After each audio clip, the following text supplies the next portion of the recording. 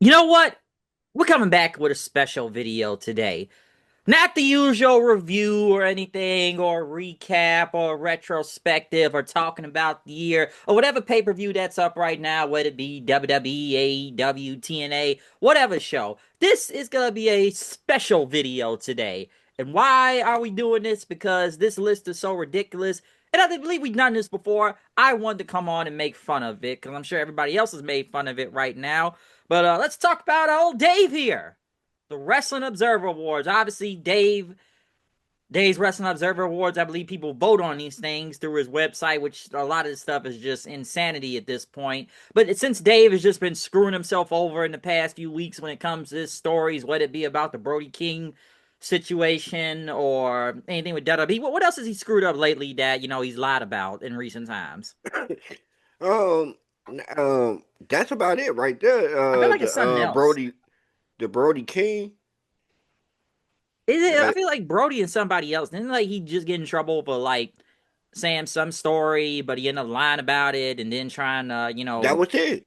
That that's was just it with it. Brody. Yeah, because they even Warner Brother came out and it came out and said, "Hey, we had nothing to do with him not being on the wrestling show."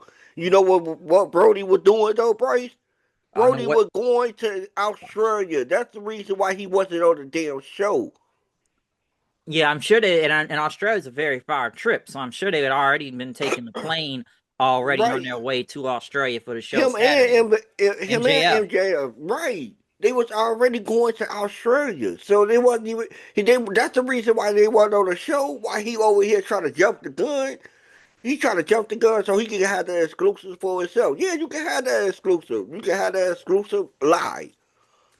And then he tried to say it was speculation after, which you come out there saying like, well, man, Warner Brothers could be really mad about this, or Trump may do something. I'm like, I doubt Trump is gonna get mad at a wrestling show for chanting "fuck ice" when it's like what 100, 200 people out there.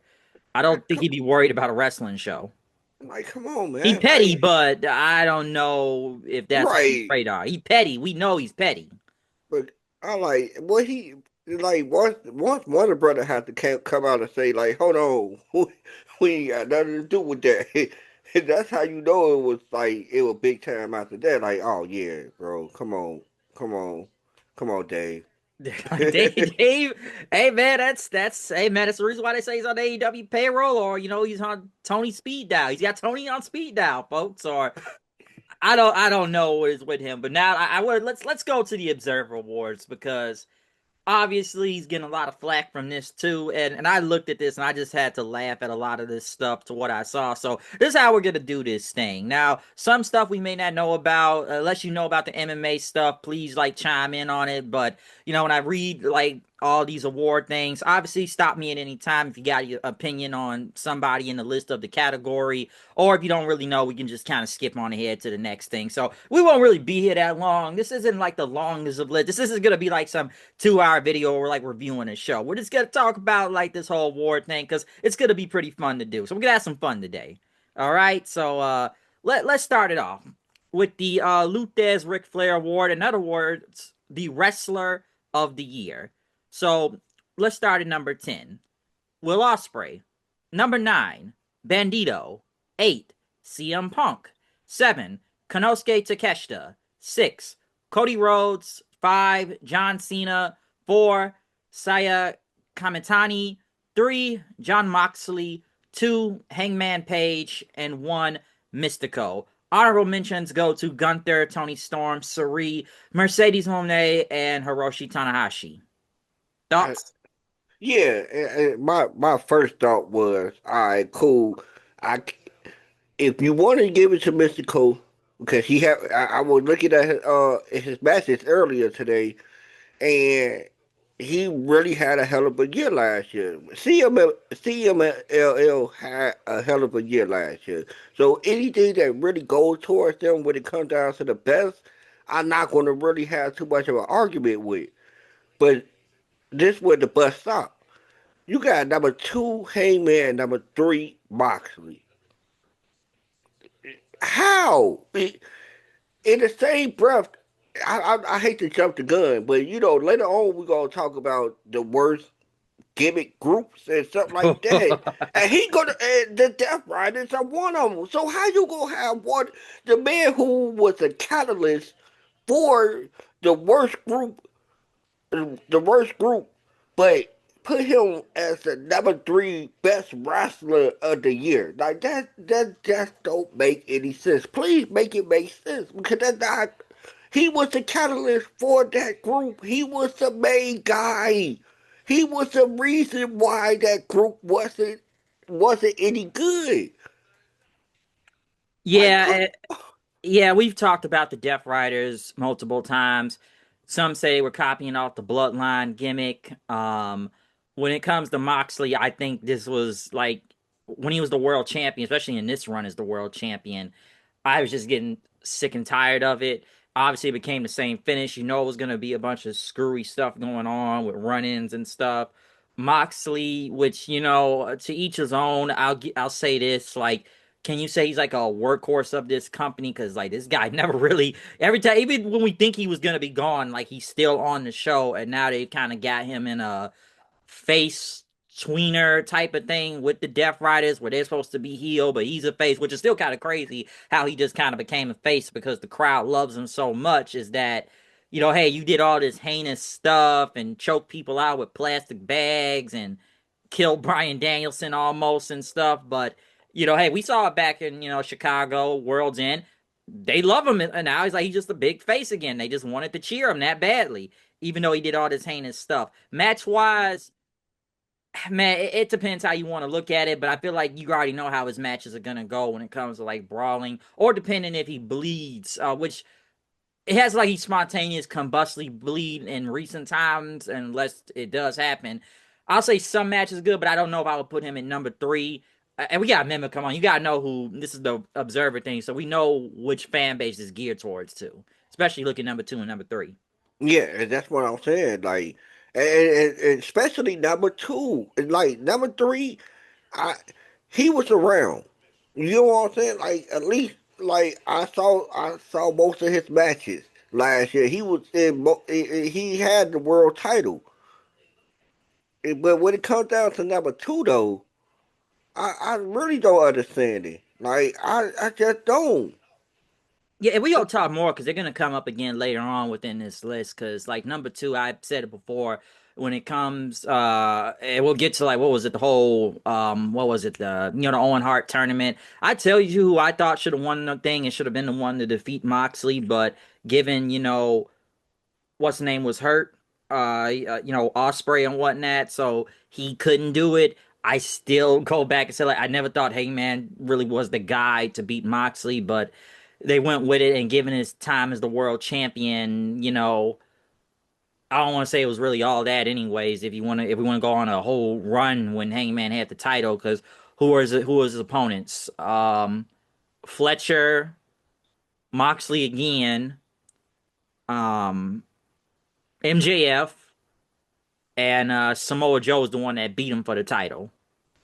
I always measure the best wrestler award with is is the company going to be hurt without this person? Now I'm gonna give you people a mystical. Is CMLL is going to be hurt without him? Yes, yes. You know what I'm saying? So that's why he got the award, and I can't argue with it because they will be. Let's go to WWE. Yeah, and let me say one more thing for. Oh, no, you go. What you gonna say with WWE? Because I want to say one thing about Mystico. Because listen, the most thing I know about Mystico throughout the entire year, I know about the MJF feud and his times he was on Dynamite. They were fighting over the whole CMLL World Title. I know he's that over in Mexico. Um, or what else? Like I heard CML been doing a lot of big things down there. I haven't really followed it, so I can't comment too much on it. But I know they've been doing a lot of big things down there. Um, And maybe because like it's like when I think of Mystico, when I was even heard he was like the wrestler of the year, I was like, well, you gotta remember, I have to remember, like this ain't Sin Cara from years ago. Okay, we know he wasn't Sin Cara in WWE, but let's be honest, he just couldn't adapt to the WWE style down there like that, and it didn't work. Right. But I guess he's that big down there in Mexico. Like even when AEW had come out, I don't remember the song it was. I know they paid for it, but he was that super over, and that MJF he was really that great. Apparently, it was that great. I saw the match in Mexico that went down there, but they said he's really that big. So if the what it said is true, then hey, fine by me. Then like he must be that big down there right now. And now I was like, eh, I would think it like when it comes down to the WWE, like the representative in that category, you had you had Cody Rhodes. I think you had John Cena in that category too. And here's the thing, like ex John Cena out because he had a run. It was a retirement run, so it really you could X him out. Would WWE be hurt without Cody Rhodes being being there? And Hmm. there we go. Here's the thing. That's why that's why I didn't give an argument with Cody Rhodes not being like at least top five, or at least top five. Because here's the thing. I take him away, I could put I could put Roman there. You know what I'm saying? I could put somebody else there, but it still would be a drop. You know what I'm saying? Because Cody got a fan base, a large fan base in the WWE, so it's going to be a drop. Here's the thing: with AEW, I look at Moxley, I got MJF. You know what I'm saying? Like I got MJF. I could push Bobby Lashley if I want to. If I would, you know what I'm saying? I got these guys, so I wouldn't be too much hurt without you. Yeah, yeah, I get what you're saying. No, I look at Cody, and I was like number six, right? Yeah, he would Cody, never. Cody is like I look at his run from last year. I don't think it was all that, especially when he was the WWE champion, because he only had like what two feuds really, and that was either against John Cena and Drew McIntyre currently right Mm-hmm. now. Still. So I think his time as the champion, especially in the second run, his second run was literally not all that at all. And some would think that his first run, which I don't think it was too bad, but even some felt like it just wasn't all that either. The second run was what? He got the title back, it didn't disappear because he got to go film Street Fight, which I already talked about this before. Why did you put the belt back on him if he was going to write him off the following week off TV? That didn't make no sense to me, just to bring him back like another month later. And then he mostly just fought Drew after that, really. And Mm-hmm. still currently fighting Drew. Add Jacob Fatu also, but that's all he really had going on. And some people really feel like Cody is just I don't know, man. When I look at Cody Rhodes right now, I feel like he's getting more to that Bob Backlund type of thing. You know, I know he's got the suspenders and all that, but listen, I get his role is basically a white meat baby face out there. I believe, like, even yesterday, I think the promo he did with Sammy, I thought that was a bit of an edge for him on there last night. I'll say that. I thought him in that promo Sammy had was really great. It gave him an edge. Hey, here's the thing.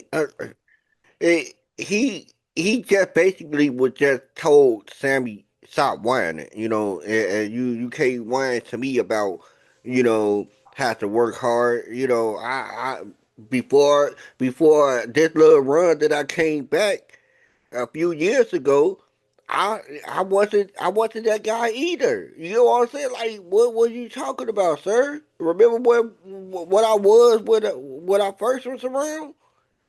Like, you can't come to me with that one and shit, bro. Like, And I was Sammy Stardust. started. Do you? Here's the thing. You were like, nigga, I was Stardust. Do you remember that? And let's remember, Sammy was still at this company. Cody didn't come back to like a few years ago. There we go. He right. Sammy was there when he was Stardust. Yeah, Sammy was there. Cody left the company.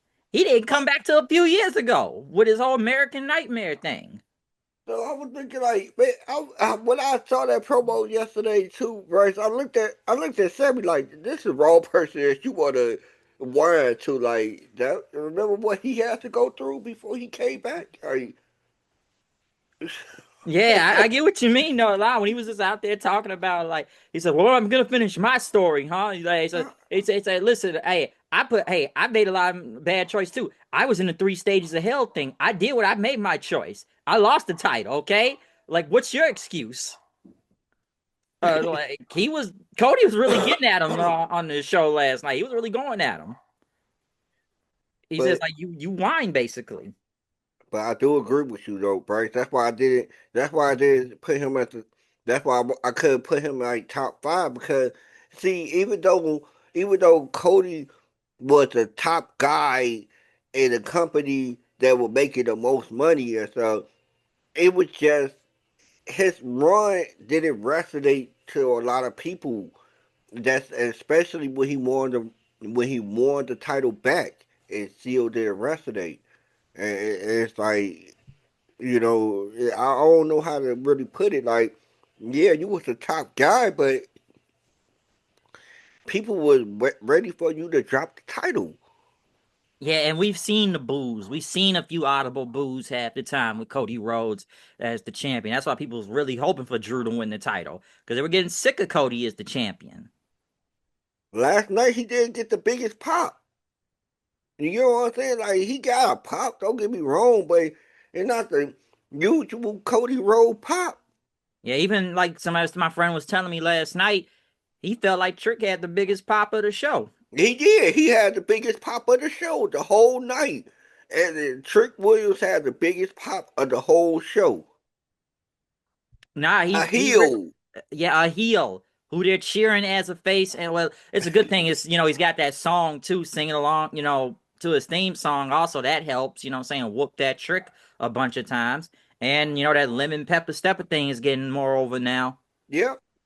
So even like Jacob was getting like a bigger. We say Jacob got a bigger pop than Cody. Yeah, Jacob got a bigger pop than Cody. See, here's the thing with that Cody. I, it was like it was like they cheer him because like it's Cody, yay! But at the same time, like they feeling the same way we've been feeling for a while now. You know, everybody just catching up. True. You got anything you want to say else about this list of who's there for who on the next one? No, no, no. I said what I have to say about everybody else. Really, Gunther should have been at least the top 10. That's another one too. Yeah, I'd say Gunther should have been at least the top 10, but I don't know who he could have replaced though. So that's the Yeah, reason. yeah. Because looking at the rest, Osprey only had half the year because he got hurt. Punk, See, I mm, would I take that. I replace it. Since, like you just said, he already had half the year. true. Punk, um, but he is the world champion. He been doing he was doing his thing last year. Now he was doing his thing, so I can't like knock. I probably would have thought he'd been up higher, but nah. But let's go to the next thing on the list. Most mixed martial arts most valuable. If you know anything, just say something because I feel like I won't waste too much time on it. Number 10, Mackenzie Dern. 9, Joshua Yan. 8, Peter Yan. 7, Kayla Harrison. 6 is a tie with Kamich Chimnev and Tom Aspinall. 5, Valentia Shevchenko. 4, Alex Pereira. 3, Merab Davishi. 2, Ilya Tupra. And 1, Islam Makhachev. Do you know anything in these guys if they're from the UFC? I don't have much to comment on that. Nah, no. Yeah, so like the MMA stuff we probably won't know, so I'll probably be skipping through some of this. Most outstanding wrestler. Number 10, Mystico. Number 9, Zack Sabre Jr. 8, Gunther.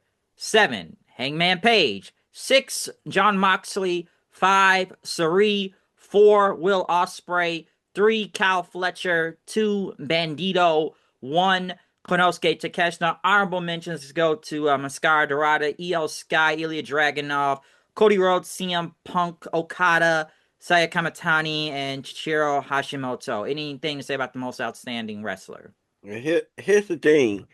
I would definitely give it to Kenosha because most of his matches last year was very good. It just I just hate that. I just hate to say this constantly about AEW, but it has to be said. Like they don't know how to really capture the lightning in a bottle. They let the lightning go, and like you got it. You got a great looking guy right here who could be a good heel or a face, whatever you want him to be.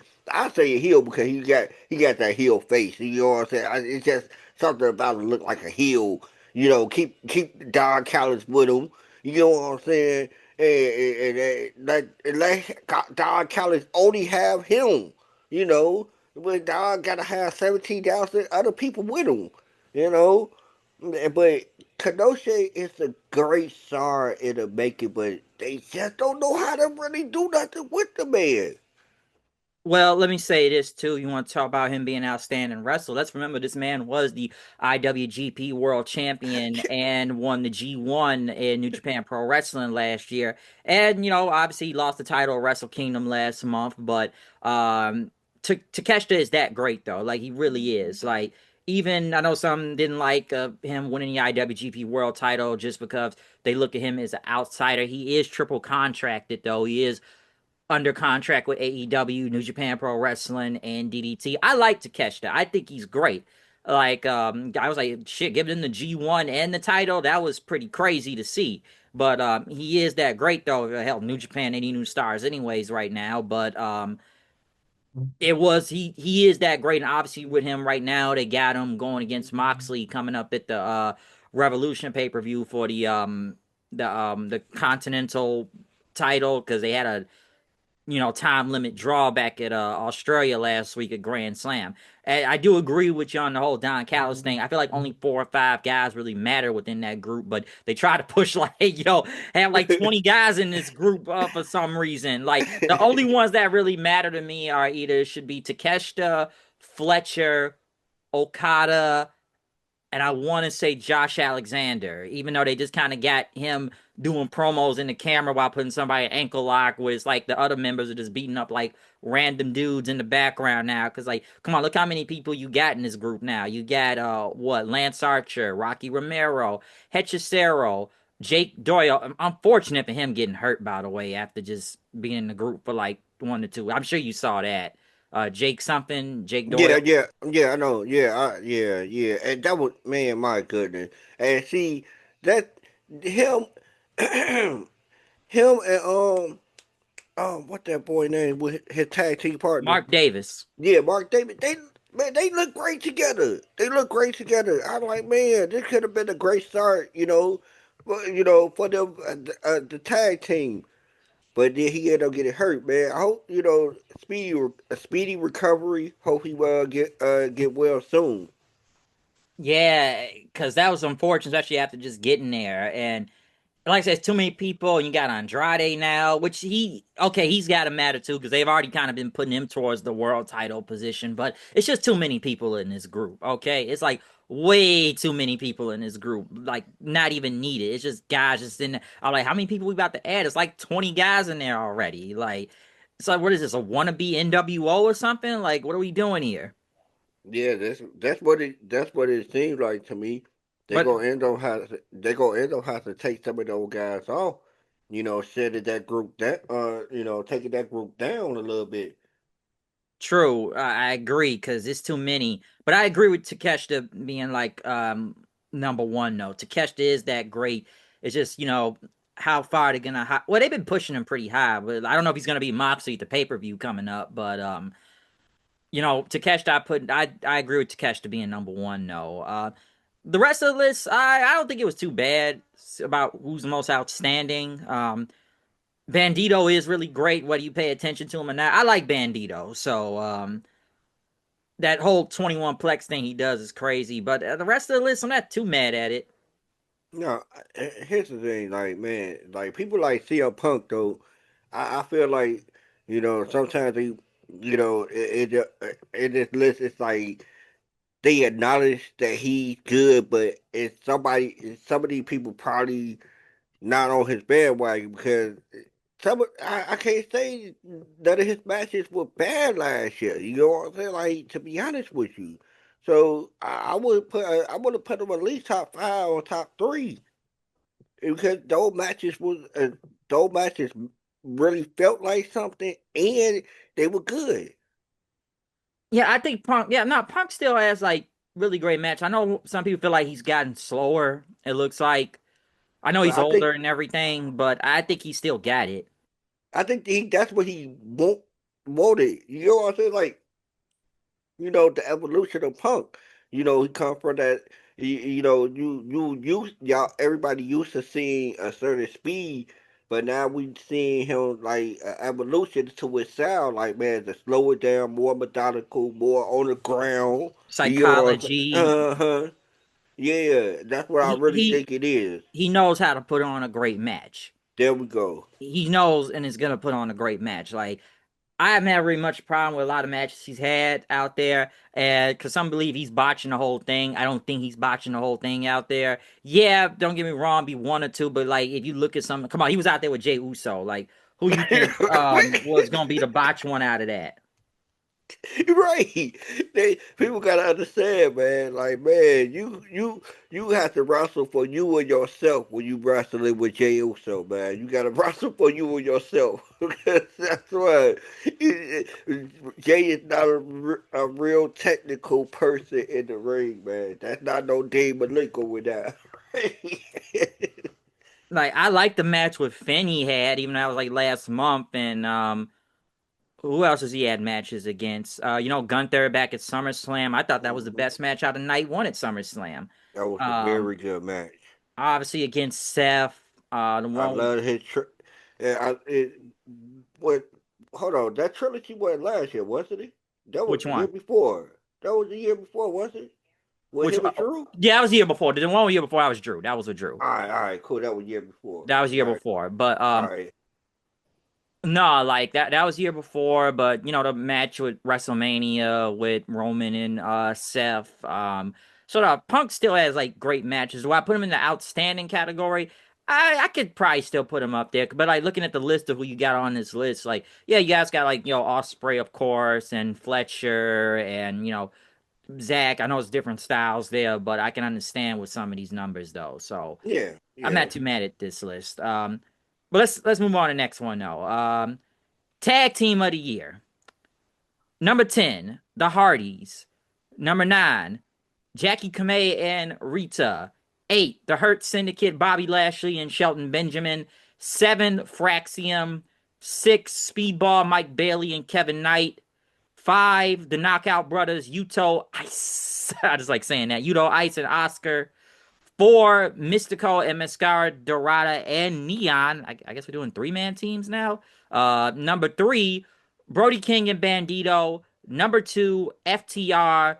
Number 1, the Young Bucks. Honorable mentions are the Kabuki Warriors, Io and Ripley, the Street Profits, Willow and Harley, um, Nebella Roja and Angel de Oro and Hanan and Sayada. So the tag teams, I'm gonna be honest, tag team wrestling is at an all-time low right now. It really is. And I'm talking about every company. Like all of them. I know, I understand. I been remember we've been talking about this for at least a couple of years now. That we feel like tag team wrestling is at an all time low. Uh, Here's the thing, Bryce. Look, yeah, it's at an all time low, but they gotta be lying to themselves at this point. Like real talk. Like I ain't want to get on that at all. I ain't want to be like, oh man, they lying. This is a bad list. This is a horrible list right here. The tag team division list. This bad. Come on now, the Young Bucks, FTR. When did they ever? When did they do a match last year that really mattered? FTR went against Edge and Christian. Yeah, I mean, one. All right, cool. I'll give you that. But here's the thing. They fell straight off after that. Yeah, until they got the titles again, and even their title run has been I don't even know. And what they And got right now, Stokely with them. They got Stokely now, and I don't know, man. FTR feel like they're there, but at times I kind of forget they are the tag team champions. Um, the but Hurt Syndicate. Keep going. You go ahead. my bad. but yeah, but the Hurt Syndicate should have been it should have been a lot higher than that. They should have been higher than Speedball. Real talk, to be And they were honest with running you. through everybody. They just They were beat running everybody. through. There we go, Bryce. And There we go. let's And remember too, like when did they lose the titles? Like Forbidden Door, and they weren't even like almost involved or even pinned. So it's like nobody. I think we brought this up before. What tag team on AEW is really going to be credible to beat the Hurt Syndicate? Looking at Lashley and Shelton, like even the names we just named on here, who was really gonna beat them? It wasn't gonna be Speedball and Kevin Knight. I know that. Brody King and Bandito, no, that wasn't gonna happen. FTR, they weren't really gonna do because they were heels already going against a heel team. The Bucks, like, come on, that was not gonna like who was really gonna beat Lashley and Shelton? They were heels too, so who was gonna beat the Hurt Syndicate? Because they just bulldozed through everybody. That my God, what they finally brought Private Party back last week. When's the last time they ran them up out of here? Last time I checked, until they finally came back last week. yeah, I'm surprised they're not even higher on this list, honestly. And that tells you the state of WWE tag teams right now, because like this all we got is Fraxium on the list from WWE. Like that's all we got. That that tells oh you the man, state of the tag team division. Like, come on, look at all the WWE tag teams right now. Either that you barely see them on TV, or what they gonna say? Oh, well, they're all AAA. I'm like, that's not saying much. Even last night, I think on SmackDown, I got all the tag teams just talking to each other now because what? Gargano's depressed that Ciampa left. What the Morty City Machine Guns? I'll be honest, I almost forgot they were there at some point until recent times. The Legato guys, I didn't even know they were still there. Apparently, they're on AAA. Who else is a tag team? The Profits, what are they doing? Apparently NXT house shows now. They got Daniel wiped off the map. The Raw tag teams, oh my God, it's even hard to name that now. Who are the tag team champions on Raw again? um, The Usos. yeah, the Usos, yeah, But yeah. what other teams we got on Raw? Um, Tosawa and Otis. We saw that like a week ago, and it's yeah, not like they done nothing until then. And let's remember the last tag team was a makeshift team of AJ Styles and Dragon Lee. yeah. So the tag team division is not good. And listen, the Hardys, let me say this with TNA also. Come on, man.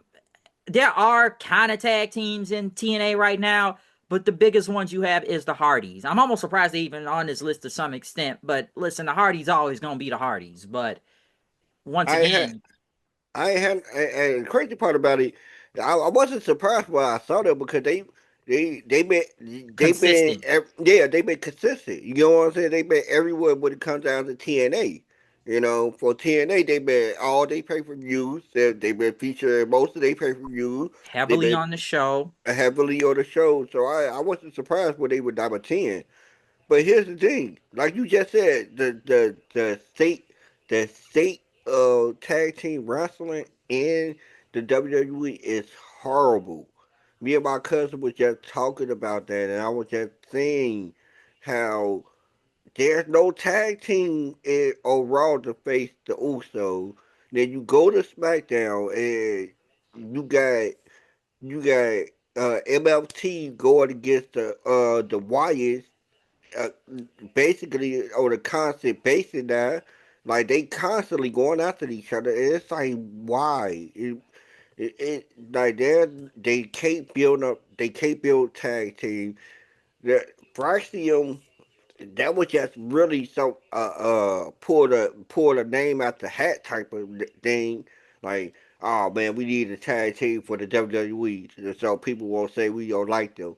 Pull the name out the hat, Fraxio. That's how they did it. Like, because there was no tag team last year that you could really say like for WWE and say like, yeah, they belong as the tag team of the year. No, they don't. Nobody They does. they don't. Even New Japan Pro Wrestling, I'll say this too. I know you don't watch a lot of it, but listen, Yuto Ice and Oscar, the Knockout Bros. Apparently WWE was trying to get these guys too, but yeah, they probably the only best team they got in New Japan right now because every team I'm seeing in New Japan in recent times has been a makeshift tag team. I even saw now, I guess their next opponent is going to be the damn Gates of Agony from Ricochet's group. So apparently they went to going to New Japan now to go for those titles. But if I look at New Japan, like, yeah, that's the only tag team I can think of is Yuto, Ice, and Oscar. Look them up if you get the chance. The Knockout Bros. But yeah, not a lot of tag teams in New Japan either. So yeah, the tag team division right now in all of wrestling is really bad. And I'm talking about everywhere. I have to definitely agree. So yeah, the Young Bucks, honestly, it's not really saying much. Not surprising given this list and once again who this geared towards to, but what were they? They were heels, obviously, the year, the whole EVP thing, and now they're the regular Bucks again. But other the only match I can think of is the one at All In against Swerve and Osprey. But what else could I really name from? I don't know that they did as a team.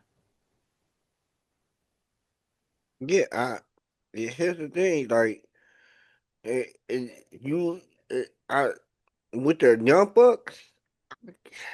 How can I say this? I'm trying to get the words out of my mouth. But see, the Young Bucks was at least around. That's why I can't really. I want to argue it because here's the thing. Most that storyline supposed to be the main event storyline. To be honest with you, the storyline of the EVPs, the evil EVPs. You know what I'm saying? Well, Every other company that when it comes down to the evil boss, that was really the main event storyline. The evil boss versus the wrestler. You know what I'm saying? You had a twist to it. You had the wrestlers who was the evil EVP. I thought that should have been at least a main event storyline, which well, it was in some cases, but most cases it wasn't. Well, let's remember they lost the power and then they became broke, and then every other week was a damn money match on the line, or they had something where they were broke. They couldn't afford the pyro, they couldn't afford graphic names, they couldn't even afford music half the time. They were all out of money, and they had to basically wrestle all these random money matches. That was their gimmick then of being the broke bucks. Yeah, I know that, but it's like it, the whole heel run.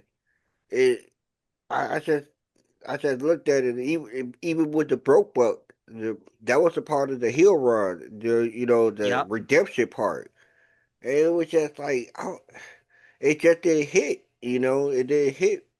It just didn't hit with me. Yeah, I just didn't look. I like I said, I can't really argue the fact that they could be number one because, like I said, the consistency. They was always on TV. They was always wrestling. They was always being cheered. At least they was over. But true. like you said, that's not really saying much. You know, it's really not. That's true. So it is what it is about this list. But yeah, the tag team division is bad. Moving on, best on interviews. Number 10, Cody Rhodes. Number 9, Mark Briscoe. Number 8, Will Ospreay. 7, Drew McIntyre. 6, John Cena. 5, MJF. 4, CM Punk. 3, Tony Storm. 2, John Moxley. 1, Hangman Page. Honorable mention, Paul Heyman, Don Cal, Samoa Joe, Gunther, Sari, Becky Lynch, Gabe Kidd, LA Knight, Saya Kamatani. So best on, I guess, interviews Hangman Page. Man, come on, man. Come on, man. Like that. And can we stop? Can we not be so obvious? Be like, come on, hey man, come on. Most of those interviews were cringe. He yells a lot for no reason, I feel like, or it looks like I want to say over emotional, but it's either like he's trying to I want to say a performance or trying to use too many vocab words, but it's like, why are you yelling half the time? Not even when it's supposed to be yelling. It's just doing it just because. Like, I would not put him one overall. Half these people on this list, especially over No, MJF no. or Punk. Come on now, for real. Like you just said, that just has somebody in his own company that should be a bit higher than him. MJF, come on, man. Let's stop. Let's stop this right now. That was just that was so obvious that oh man, this is straight up geared towards the hardcore AEW fans. Like, Basically. yeah, that was horrible. Man, I can't never get into a Hangman promo or his interviews or none of that. It's just nothing I can really get into when he talking. It's just he can't draw me with that. Yeah, and I like come on, I put him over a lot of these people on this list. Like, come on, man, MJF, like I said, MJF, Punk, Tony Storm is funny, but I do get a kick out of a promo sometime. Cena, I thought his heel shtick was working after a while. Drew, I put over Hangman. Osprey, even though he just says bruv all the time to some extent. I've always liked Briscoe. Cody, well, Cody sometimes is kind of like I respect you, therefore I must defeat you. I've had a few sip of libations. It looks like with him at the time, but It's it's half it's half and half with Cody would be like yeah. it's a halfway. Sometimes I can get into you. Then sometimes I'll be like Cody, you going too theatrical for me. Too Shakespeare for me. You going too far. Yeah, Even Cody has always been an up and down thing. It depends, but hey, man, that's Cody Raheem Rhodes right there. Remember, the measuring stick he talked about a week or two ago. It's Black History Month. Remember, it's Cody Raheem Rhodes now again. Then I know you been seeing all some of the memes where they show all the black WWE champions, but they got him in the background. No, I know they've been doing that for a few years now. Oh They've been my doing god! that for a few years with Cody, so they still running with that whole like Cody Raheem Rhodes thing. But no, I put a lot of these guys over Hangman. No, we like I said, we know who these people voted for, so I just think that was hilarious when I saw that. Hell, I wouldn't even put him over L.A. Knight. Like, come on now. Um, let's keep going though. Promotion of the year. Number 10 UFC, 9 Dragon Gate, 8 AAA, 7 Sendai Girls, 6 TNA, 5 New Japan Pro Wrestling, 4 WWE, 3 Stardom, 2 AEW, 1 CMLL. Mm, I mean, like I said earlier, with CMLL, they were doing gangbusters last year. So they did a highest gate. You know what I'm saying? They did a lot of um first evers last year. First ever this, first ever that. You know what I'm saying? They were killing last year. That's why I Nah, never. That's why I'm not going to really say too much about their business and their promotion. They deserve this award all the way. ain't Claudio the world champion down there right now? Get out of here. He is. I believe he is. He has the title. I think he's been had it for like a month or two now. I think he's the world champion right now down there. Claudio. And do you think that could work? That could work out for him? Maybe, and like you just said, like I can't say much about CML. I know they've been making moves like that. I may ain't seen everything, but I've heard the moves they making. I know we've seen some of their titles on AEW already. Let's remember, MJF was their world champion.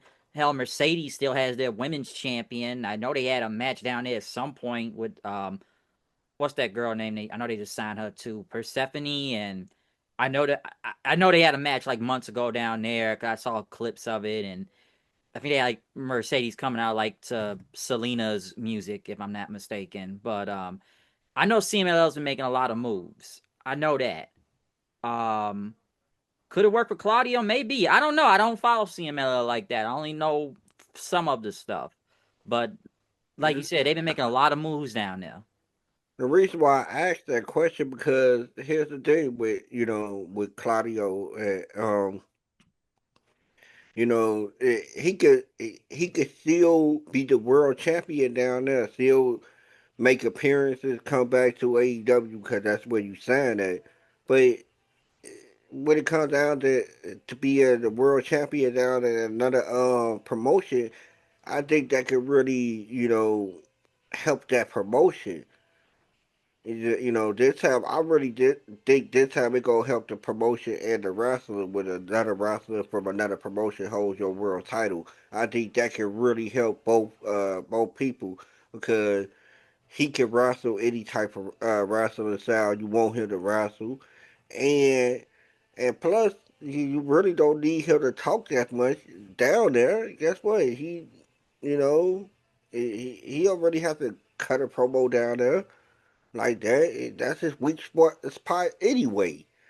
So I think Claudio could really benefit from being down there and helping them out, and and return and help him out when he come back.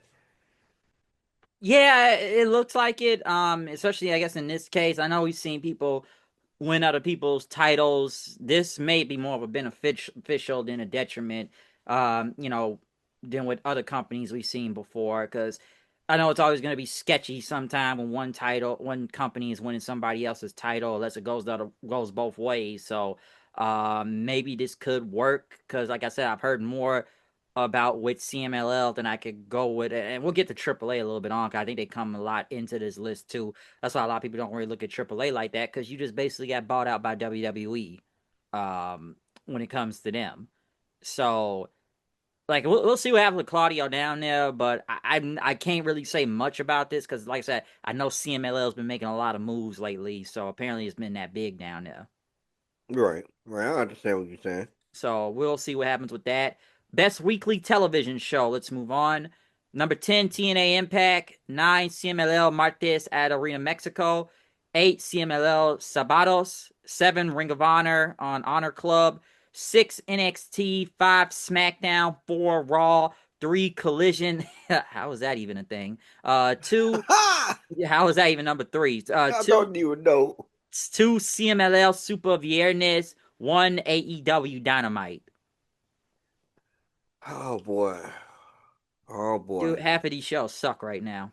Yeah, just about, And we'll just get to the about. worst shows later because that's going to come up too. But they should have been. These shows should have been the worst shows. To be honest with you, I mean, I'm sorry. Yeah, AEW, Dynamite, and Collision haven't been good ever. It went, in a long time with Collision. Dynamite, yeah, you probably could go with a couple of shows, but Collision, no, no. Every time I turn to Collision, it's like, what? What am I watching? Yeah, SmackDown and Raw. My goodness, you talking about Raw being boring? Raw have been boring for a while, bro. Like I, it's been boring for a while. SmackDown It getting hasn't been better. it hasn't been bad in recent times. I Yeah, still think it should never went back to 3 hours because it me just either. drags on. But Man, last it's night especially, Bryce, my bad. I'm so sorry, but last night it felt like so many other matches should have been the main event, and you were like, man, like that triple threat match for the going to the the chamber. elimination chamber. That should have been the main event, but nah, I knew it was two more matches afterwards. I'm like, oh my goodness. Yeah, this show needs to go. And I know they be trying to stretch time on these matches, but I'm like, no, this show just goes on too long. I'll admit it's gotten a little bit better than before because I think SmackDown was one of the worst shows happening last year. It hasn't been too bad in the past month and a half, but it's just too damn long. NXT, we'll get to that in the worst category because NXT is just bad. And like Dynamite, it's an up and down thing, but even I know people sit there and say they can't even get through AEW half the time. Collision, I just don't even watch Collision. That show is just. The last time I watched Collision was when Ciampa won the damn TNT belt because I was hearing a lot of things about it, so I had to go watch it. Yeah, I mean, here's the thing with Collision. You know, you hate to say it, but it's not a show that a lot of their fans watch it. It's always half of the Dynamite rating, so that lets you know that most of the AEW fans are not even watching this. Yeah, yeah, because Collision. Come on, look at the ratings for Collision. They just horrible. Dynamite, it's a hit or miss. I feel like sometimes when it comes to Dynamite. I just don't know how. Like, I'm not surprised given it's AEW there at the top of this list, but still though, and like I said, we'll get to the worst shows soon enough. But no, like I just half of these shows are really bad. Yeah, yeah. So yeah, we'll get to the worst thing later on. Pro wrestling match of the year. Number 10, Will Ospreay and Swerve Strickland versus the Young Bucks at AEW All In. Number 9, John Moxley versus Kyle Fletcher. I believe that was in what they said was Orlando. I think that was AEW Worlds in about last month or two. Number 8, Bianca Belair versus Rhea Ripley versus Io Sky at WrestleMania. Number 7, Mariah May versus Toni Storm in that Hollywood ending match in the LA AEW Revolution. 6, Saya Kamatani versus Tam Nakano. 5, Hangman Page versus Will Ospreay in the well, I think it was Double or Nothing, I think, at the the Owen Hart Final Cup tournament. 4, Mystico versus MJF, CMLL, Mexico City. 3, Hangman Page versus John Moxley in a Texas Death Match at AEW All In. 2, Bandito versus Konosuke Takeshita at AEW All In. And number 1, Kenny Omega versus Gate Kid at Wrestle Dynasty at the Tokyo Dome. Honorable mentions go to Cena versus Cody, SummerSlam, Ospreay and Takeshi on Dynamite, Anarchy in the Arena, Cena versus Styles in Australia, Goto versus Zack Sabre Jr., Seth versus Punk versus Roman in Mania. That's just some. I'm not going to go through the whole list, but Pro Wrestling Match of the Year, though. Well, I Let me say this where you go. I go probably ahead. may have to agree with number one because I saw that match and I thought it was really great with Omega and Kid. Yeah, yeah. Same here. Same here. That's why, like, I don't want to. I can't really say too much about that. Nah, nah. To be honest with you, can you really say anything about this list? Like, and look at it, but like, nah. Most of these That, matches I agree with were really great. yeah. I know we talked. I know we have to go back on the AEW All In review. Remember we talked about the tag match. I feel did we kind of crap on that a little with Bucks and Osprey and them? Because I know my friend he went in on it. Just he felt like everything looked like a choreographed sequence out there with them. And see, here's the thing. Remember, we were talking about how That long was it took, long. and how many kick close calls and how many kickouts it was. Remember, we were talking. That's what we were really was getting on. Like, it wasn't like they. It wasn't like they was. It was a bad match. The match was actually good. It was just if you shave 10 minutes off of it and shave a couple of those close call spots away, then you probably have a better match. You know what I'm saying? You ain't need like you ain't need 10 close calls. You didn't need that. You really did it. You, I think uh, after a couple of moves you could have jumped out of, a couple of finishes you could have jumped out of, but uh, everything else was overkill. That's what we were talking about. Yeah, a lot of it was over. It was a lot of overkill, but then it's a Young Bucks match. Like you kind of know what's going to happen out of that. I've said this for the Young Bucks match for the past few years now. If you've seen one Young Bucks match, you've seen them all, so you already know how it's going to go. Everything else, like a lot of these matches, I either agree or may would have put higher. Like, come on, as much as I didn't like the feud between Bianca, Ripley, and Io, I can't deny that the match was really that great. I put that up as a match of the year contender. I said that many months ago. Didn't Yeah. like the feud, but it was a hell of a match. Mariah May and Tony Storm is basically Mariah May's last AEW match, but Yeah. we saw how big that feud was. I thought Osprey and Hangman was a great match. I thought Osprey was gonna win. I was really surprised when he didn't win that match in the finals, the Owen Hart Cup tournament. Yeah, I don't really got much to say about these matches. Hangman and Moxley, the Texas. Well, I'm gonna get to that because it's gonna become another category. I have more to say about that in a minute or two, but um. Nah, everything the wrestling match of the year, like yeah, Gabe Kidd and Kenny. Yeah, I saw that match. It was I said it before. I thought the real Omega was back because you know I say NJPW Omega is very different from AEW Omega. It's like night and day with both of those. Okay, you watch NJPW Omega and AEW Omega, two totally different people. Yeah. So I'd say that. Moving on though, we got the United States Canada MVP. Seven is a tie. Well, yeah, seven is a tie. It looks like. Or is it seven and eight? Okay, eight is Mercedes Moné. Seven, Kyle Fletcher. Six, Gunther. Five, CM Punk. Four, Cody Rhodes. Three, Hangman. Two, John Cena. One, John Moxley is the U.S. Canada MVP. How? Once again? Can we stop now? It just getting ridiculous. Like every other category, it's a category like this, right? So that we get to the category, we were like, man, come on, how? It's ridiculous. It, John Moxley, MVP, a lot.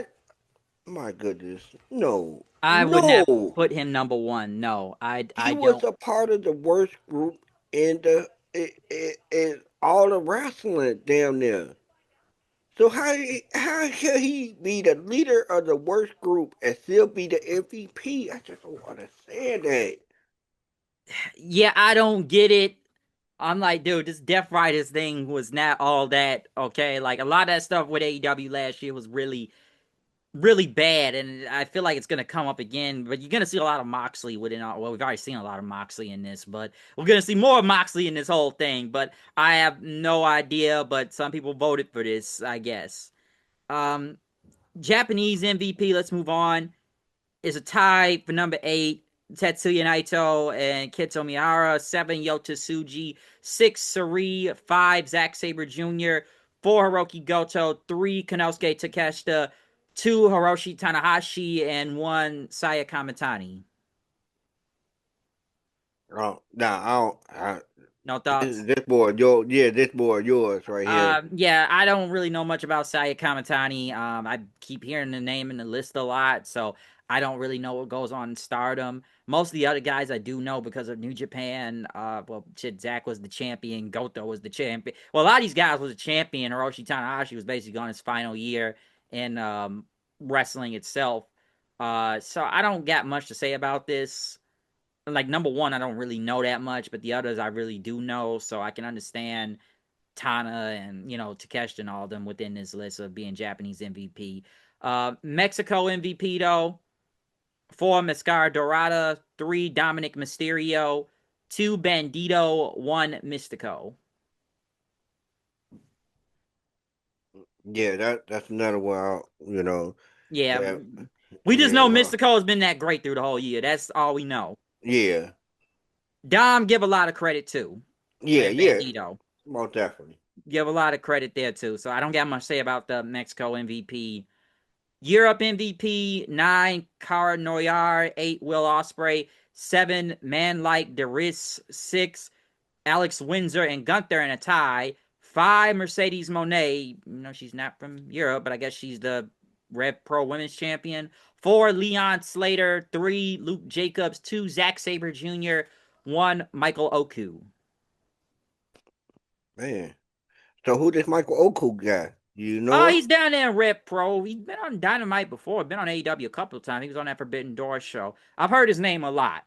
Like he's All right. really good, so I look him up. He's not bad.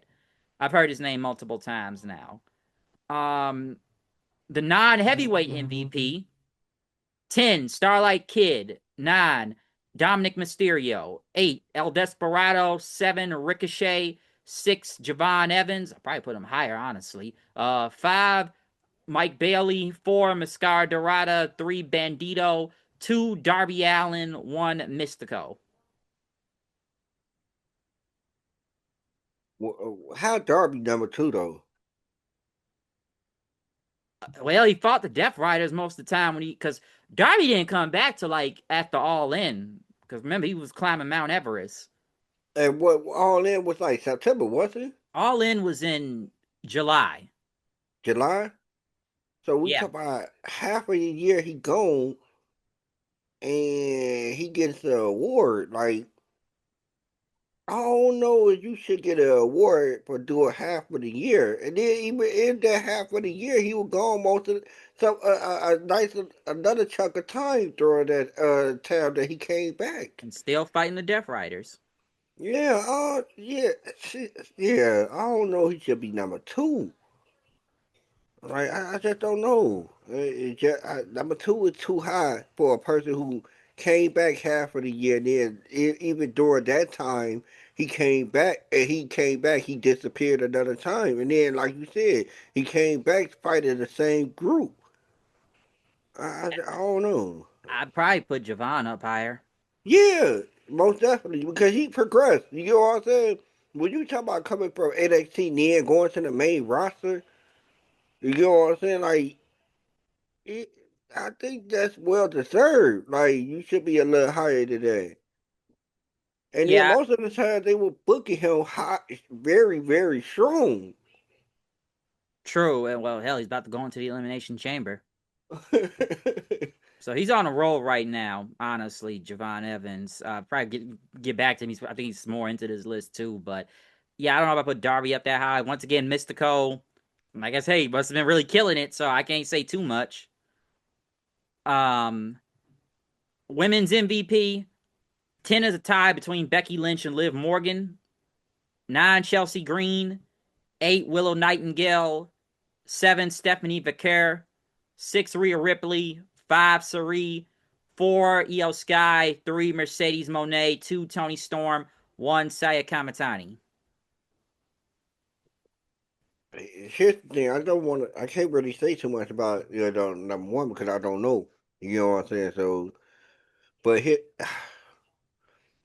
Liv supposed to be at least at least higher than that. You know what I'm saying? Like with it with she wasn't even there. That I hate to say it, like even though I hated the fact that they made her the de facto leader, but damn it, when she would go, that, that that man, they were even more non relevant than what they are now. I swear they would. It Dude, was, Judgment Day, and let me say this, because yeah, she got hurt. McDonough got hurt. Dominic got hurt. And who you got left? Finn, which now they're finally doing something with Finn. Raquel and Squirrel there, Roxanne. Come on, man, this is who we had left. Like, this is what we got. and here's the Dude, kill thing, this group. Just kill this group. I'm sick of Judgment Day. This group should have been dead a long time ago. I don't know how many times I got to say that. I'm really surprised this is still and a thing. you But no, no, no, no. I had an argument with somebody earlier this week that the adjustment they made stars and we just don't see it. And I'm like, hold on, time out. I like to be honest with you, they didn't make stars, bro. Like Liv was already on her way there. This just enhanced it. And that's enhanced it. Like, bro, they didn't make it. They just kind of enhanced the push. Like the only the only person who I can say that they did that probably made or probably made better was Dominic. It I benefited Dominic a lot. It yeah, made but even originally Ripley became bigger. yeah, but other than that, like Finn that definitely didn't benefit from it. They only got Just two world title matches out of the whole time. Priest was the world champion. This man Finn been relegated to the tag team division. Yeah, until recent times. So Yeah, what had Finn really been doing? And then again, they the tag champions and they had no opponents and barely defended the titles. man, tell me about it. Like, come on. Raquel, which they're doing more with nowadays, but what was she really doing other than tagging with Rocks there? There we go. So That's they didn't make stars. That's what I was trying to tell that dude with that. Like they didn't make no stars, bro. and let's be honest, once Ripley and Priest left, this group was already going downhill. Like it was only like individually some of these guys are really good, but as a group, just kill it. I was just ready for half these guys to be done as a group already. I'm like, dude, kill it. Especially right now, just kill this group. I'm sick of it. Everything everybody else within this list seems mostly accurate. Yeah, Tony Storm obviously was the she was the champion, hottest. Right, she was the hottest thing hottest thing going. going over there at AEW at one point. True, Got some of the biggest pops at AEW over there. that's true. Mercedes, as ridiculous as her belt, whatever gimmick thing is, She been she still putting in put the on work. great matches. She put in the work though, even though the belt thing is ridiculous. EO is great, even though every time they give her the title, it goes nowhere. Um, I tired of this. I tired of her. I tired of her. They little sister, her all the time right now. Like she the little sister now, man. I don't for like this. Ripley, Yeah, I don't like it, man. She gonna have to turn on Ripley or they something, man. they probably losing the titles next. I feel like they losing the titles next week. I feel that way too. I was like, I don't know who I was talking to. But I was telling them like, man, if they gonna run it back with them, I think they gonna end up winning the title next week then, and they're gonna free up Rhea right before the elimination chamber. Cause I got a feeling that I think Rhea gonna end up winning the elimination chamber. Really? Mm-hmm. Hmm. I ain't sure on the women one yet. I know I'm gonna take a shot in the dark when I say this. But what you got? Who you got? Now at the women, but I feel like LA Knight may win the chamber. Ooh, that is a shot in the dark. God damn. I know I shot in the dark with the Rumble. I'm kind of shooting the dark in again right here with the chamber. Because this is hey everybody, just our side note. Sorry about that, but but yeah, no Bryce though. I do. Here's the thing. This is for Drew McIntyre opponent. Am I right? I think so. So You're right. Yeah. Drew. So maybe Cody again. And looking at all who's in it right now, I know it's a side note because I know Orton's not gonna win it. Listen, Javon gonna do a lot of crazy shit in there and fly off the cage and the chamber, but and I feel like it's a test to see if he can keep up with the main event guys. They're pushing him high. Trick ain't about to win it, but Trick will obviously be over in Chicago, of course. So yeah, yeah, I'm taking a shot in the dark with that, but yeah, maybe Cody again. But we'll come back to that later on, though. yeah, But let's move on. Feud of the year. Number 9 is a tie. It's between Okada versus Takeshita and Cody versus Drew. 8, John Moxley versus Darby Allin. 7, Kyle Fletcher versus Mark Briscoe. 6, John Cena versus Cody Rhodes. 5, CM Punk versus Seth Rollins. 4, Tony Storm versus Mariah May. 3, Mystico versus MJF. 2, Saya Kamatani versus Tam Nakano. And 1, Hangman Page versus John Moxley. Honorable mentions are Mercedes versus Tony Storm, Siri versus Sari, and Hangman versus MJF. Let me say this right now. This feud was only like a month. How is this even feud of the year? He won a tournament. That feud was not all that between Moxley and Hangman. How is that even feud of the year? It went for like one freaking month. Miss me with that. yes. And that's when I was listening to you. When I heard it, I was like, come on, how we are just doing ridiculous. We are just throwing names out there because here's the thing, like not to go further, not to go ahead of the list, but one of the worst matches of the year was John Cena versus Cody Rhodes. So how you gonna have in one breath say, "Oh man, this feud had the worst match of the year," but it also was one of the feuds of the year? Come on, man, And it was stop like one it. of the best matches. They're like number 3 I brought up earlier. Like, dude, that what the Texas Death Match was damn near the match of the year. Come on now. This wasn't Yeah, no feud of the year. Like, I didn't even think the feud was all that anyways. Hangman won the tournament. He was gonna face Moxley. They act like they feuded for months, okay? This went on for like a month. And then again, it kind of happened more after because they had another match happen on Dynamite. So it's like, what more could you really done after the Texas Death Match? It's too many of those, honestly, I'm starting to feel like. But no. No, hell no. I want no feud of the year. Come on now. Yeah, that was horrible. No, That bad. That was bad. even Punk versus Seth could go higher than them or anybody else on this list. Even Mox and the damn Darby thing, because that's been going on for the longest time. So no, they can miss me with number one. That's bullshit. Like, come on Yeah, now, that's just stupid. yeah, Let's keep going. Biggest best box office draw within pro wrestling: three Cody Rhodes, two Mystico, one John Cena. yeah. I ain't got not much to say about that. Most improved: 10 Yuto Ice, 9 Hina, 8 Defunto, 7 Obafemi, 6 Dominic Mysterio, 5 Kevin Knight, 4 Marina Shafir, 3 Kendall Gray, 2 Kyle Fletcher, 1 Harley Cameron. Honorable mentions: Braun Breaker, JC Jane, Javon Evans, Maxine Dupree, Trick Williams, Calvin Newman, Gabe Kidd, Bandito, Ricochet, Megan Bain, Kenta, Raquel Rodriguez. Yeah, that's most of them right there. Most improved though. All right, here's the thing.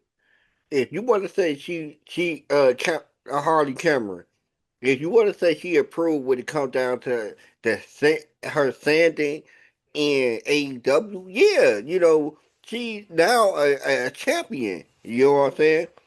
So I can say, yeah, she approved her her her standings in AEW, but when it comes down to approving in the ring, no, no, not by a long shot.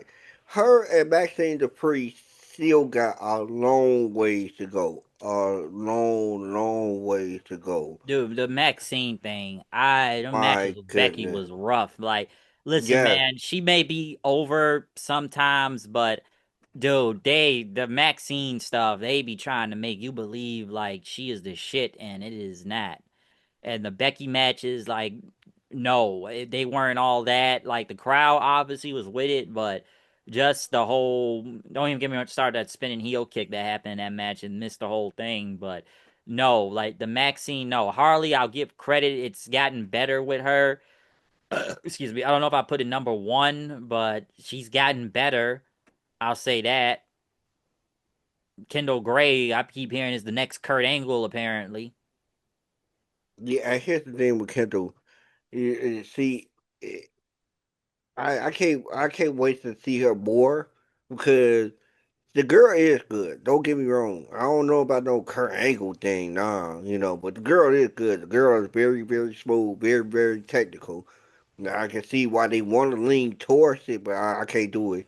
She can't do it, but she is very good. She better than the other person they would call it the next Kurt Angle. You know, she way better than him. Yeah, I put it Oh, like yeah. that. You Oh, know, yeah. head and shoulder better than that boy. But she got. I gotta see her more. That's the whole thing with Kendall.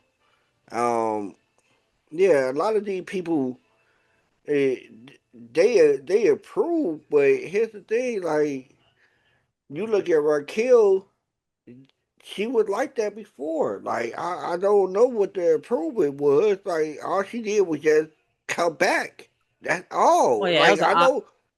I, I think with Raquel, I know it's an honorable mention one, but I think she's gotten better because, like, I guess they said she works like a big, like a big woman basically, like power moves and stuff, and has gotten better and doing the whole big mommy but cool thing, which apparently she took advice from Kevin Nash about that. So, um, but it's been better for Raquel. but remember those matches back in NXT what you were having with Rhea Ripley. Oh yeah. That was the big people move. She been doing that for a while. I just think here's the thing, like she she got a remember she never really had this role of being like a partner. You know what I'm saying? Like she doing right now. Remember, she was just a lone person for a while. At the beginning of her career, she ain't really had no partner.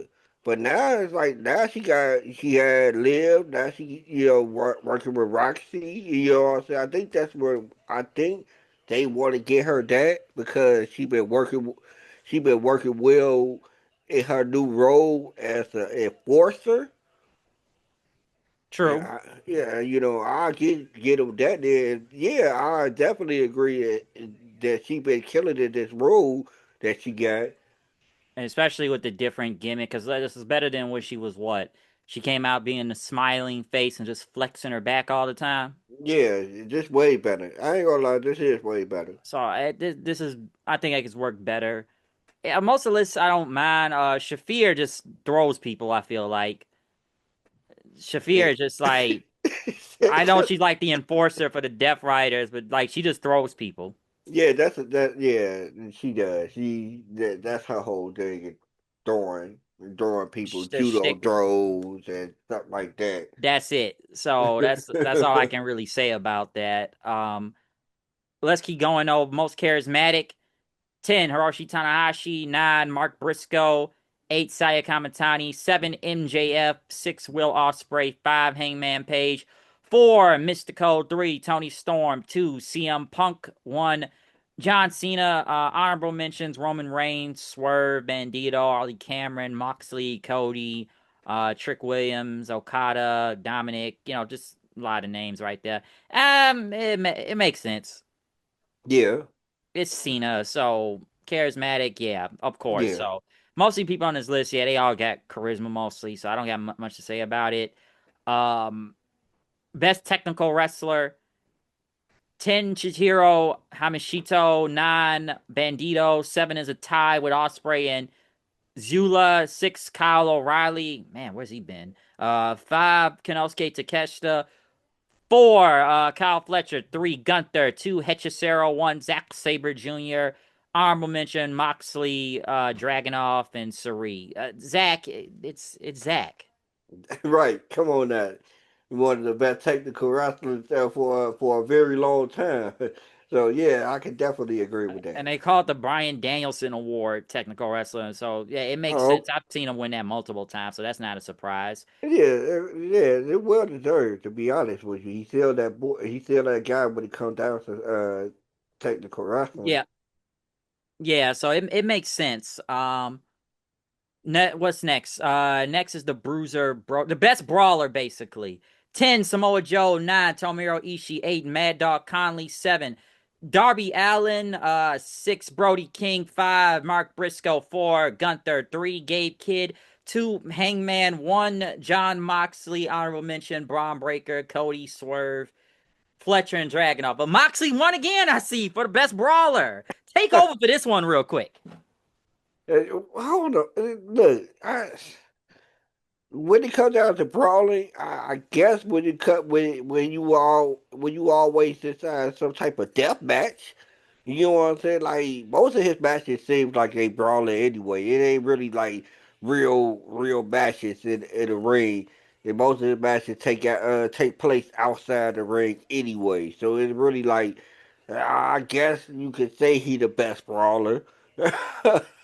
I guess you could get him that it would make sense that he'd be the best brawler. But to be honest with you, like no, nobody. He should not get this award. But another award with the best something comes down to John Moxley, which it doesn't make sense to me. Like he had one of the worst gimmicks of 2025. He had one of the worst groups of 2025. It's like I just don't see how the leader of the worst group can still be the best of anything. And the reason why that he's the reason why they are the worst group. But I just don't understand. That's all. Moxley, I don't know how. Like, Moxley's whole thing is brawling, but a lot of other stuff on his list, I agree. The brawling, yeah, he is a brawler out there, but I don't know if I'll put him over a lot of these other guys, but I feel like they've done this on his list multiple times before and put him as the best brawler. But they really get Moxley on here a lot. Yeah, Really a yeah. lot with him on here, so it's definitely a lot of Moxley. Like, I disagree, but yeah, I don't know. Best flying wrestler. 10 Speedball, 9 EO, 8 Neon, 7 Kevin Knight. Probably put him higher. 7 Mystic, no, 6 Mystico, 5 Javon Evans, 4 Commander, 3 Bandito, 2 Osprey, 1 Mascara Dorada, honorable mention Ricochet, ZM, El Hijo de Vikingo, Sobrano Jr., Nick Jackson, Pentagon. I don't have nothing really to disagree with this or Yeah, yeah, I don't either. Like, it mostly makes sense. I'll probably put Kevin Knight up a little bit higher. Javon Evans also. I'll probably put a little bit higher. Like Evans is just really that great out there. Hey man, he doesn't need a gimmick change or anything. Like he's good right now. He doesn't need to go more urban. yeah, Nash a clown for that one. Nash still a clown for that one. yeah. Yeah, I don't really don't have too much. Yeah, I don't really have too much to Yeah, say against it. yeah, I No. don't got much to say. I don't. I don't. So it makes sense. Now here's one sink your teeth into. Most overrated. Mm.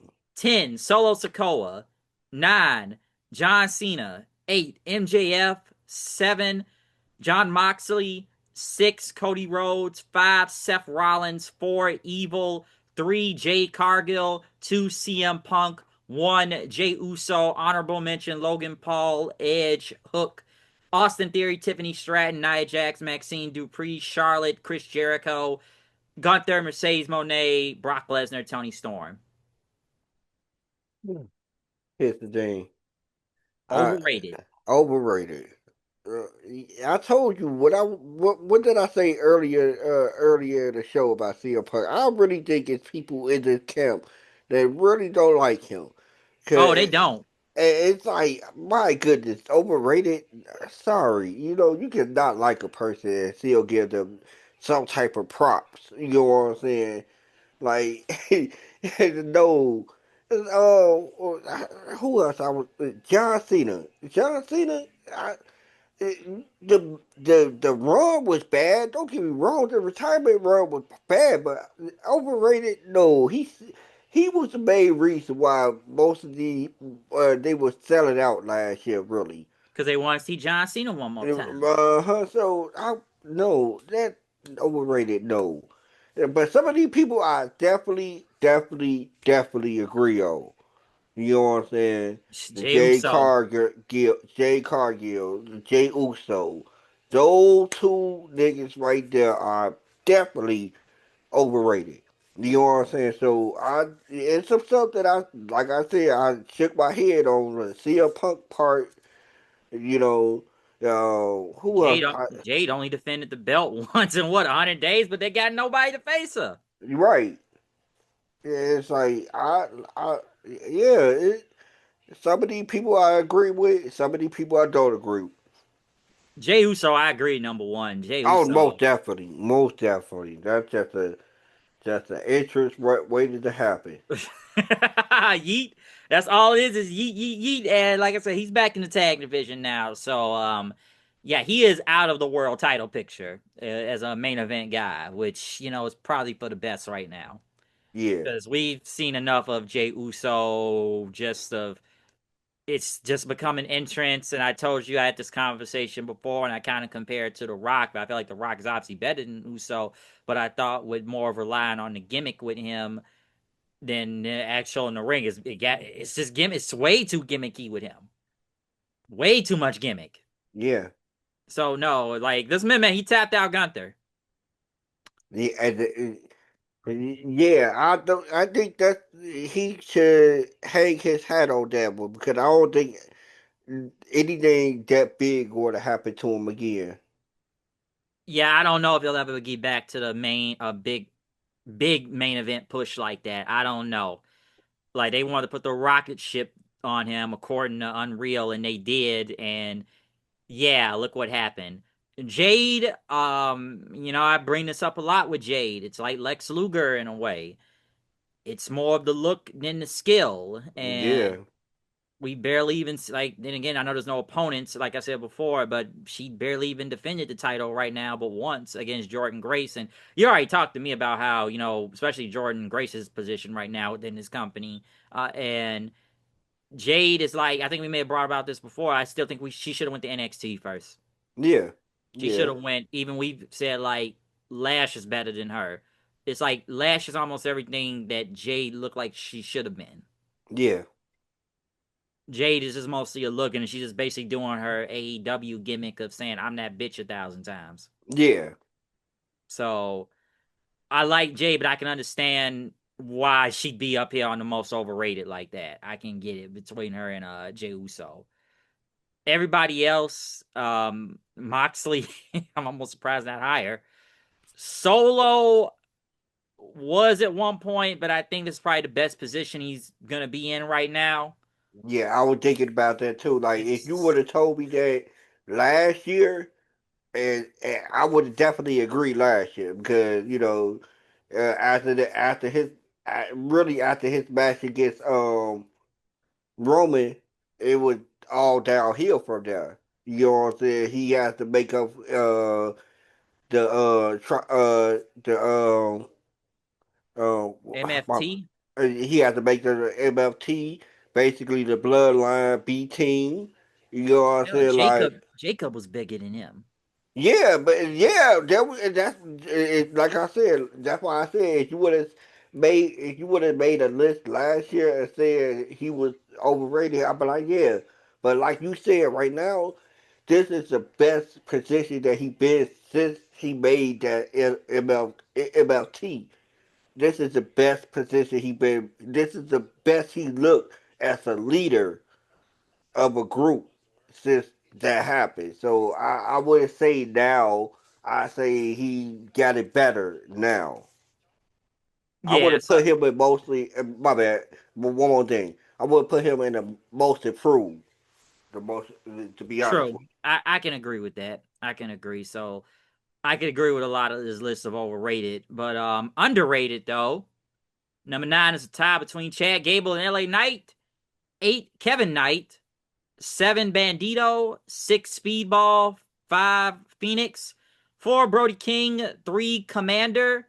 2 Javon Evans. 1 The Beast Muertos. Honorable mentions: Finn Balor, Athena, Roosh, AZM, Takeshita, Hechicero, Fletcher, Briscoe, Roderick Strong, a lot of guys, etc. Beast Mortels, I don't even know why is number 1. We barely see him. you. He's Right. good, but when do you ever see him? I'm like, here's the thing. Is he Like, that underrated? Kevin Knight, it definitely is, and I feel like AEW don't know what they doing with him. Real talk. I think AEW don't know where they have a baby face a baby face that can do the things that he can do. Even though like everybody say he basically does the same thing that everybody else does, but here's the thing though. He good, and I really think that they don't know that what they got with him. They threw him with the tag team with Speedball. No offense to Speedball, but I don't think Kevin Knight should have been in a tag team with him. You know what I'm saying? I just think he should have been by himself, He beat having Okada. you know what I'm saying? Like he should be back. It should be making a single run right now. He should be facing off at least against guys like you know, um, you know, face it off against guys like Okada again, or Takeshita, guys like that. Like I don't think he should be in the tag team division. So yeah, I really do think he is very underrated. Yeah, and I agree. I'd even put. Yeah, I don't know how much we can more say about LA Knight or Chad Gable about Come them being on, unlike. How much can we even keep saying about those two? especially Chad Gable. We've been saying this for almost a decade now. You know what I'm saying? That his man to The be guy they thought under. was the next Kurt Angle. Yeah, but could have though. That's the crazy part about it. I think WWE is the one who killed that. Okay, they wanted Jason Jordan to be that Kurt Angle. He had to them. He had the size. You know what I'm saying? He was tall. He was big. You know what I'm saying? So they wanted him to be the next one. They want to look at that Chad. But it's like, yeah, we've been saying that for a decade. And yeah, with LA Knight, man, poor LA Knight. It doesn't matter how much the crowd go crazy for you when you go out or when they hear your theme music, and they just still won't put the rocket on you. You know, Yeah, I don't know how many times we can keep talking about both of them, especially LA Knight. So I get it why they're on here, and it's a tie with them, but still, how many times like it's still super over. So I don't know. I don't really know. I don't know. So I have to say about underrated. Like I said, the Beast Muertos, I don't even get. Like I don't even make sense. I don't know. I just don't know. Rookie of the year, 10 Callie Armstrong, 9 Shiloh Hill, 8 Jacob Austin Young, 7 Cappuccino Jones. I can use a cappuccino. 6 Header by Elegance, 5 Homare, 4 Zarya, 3 Yatani, 2 Senka Akatsuki, 1 Sari Yakamoa, honorable mention Laney Reed, Kiana Carver, Dake Kashima, Leon Cage. I don't really know a lot of the rookies here other than a few of them. um, yeah, I don't know too many other rookies. Other than the Yeah, ones I've known on NXT. yeah, that's about it. So I don't got much to say about this. You either? Nah, nope. Yeah, I don't got much to say. Best non wrestler: 6 Adam Pierce, 5 Prince Nana, 4 Renee Paquette, 3 Stokely Hathaway, 2 Paul Heyman, 1 Don Callis. Um, I would switch Paul Heyman to that one. I've been seeing a lot of that. Why are we playing games here? Like, come on now. I'm sorry. Come on. He been in all the major main event storylines. WWE for the past 3 years, for God's sake. Like, my goodness. Like, why are we playing games? Yes, Don get a boo, a heavy boy. They boo Don a lot. Don't get me wrong, but we were just talking about how overinflated his group is. You know, he don't even be on he don't even be a ringside. He be on the announce table. I mean, at the announce table with the announcers during all the matches. All his client matches. He always at the announce table. Like, I just don't understand. Like, nah, man, Paul Heyman should have been number one. Yeah, I don't get and Callis, I guess, because he is on TV a lot on Dynamite. He's almost on half the show sometimes. Cause they got somebody in his group in a match. He's on the show a lot. I, like, uh, and that's what I was just looking at, Bryce. Like you just said, he on the show a lot. Like, and half of Raw is about him.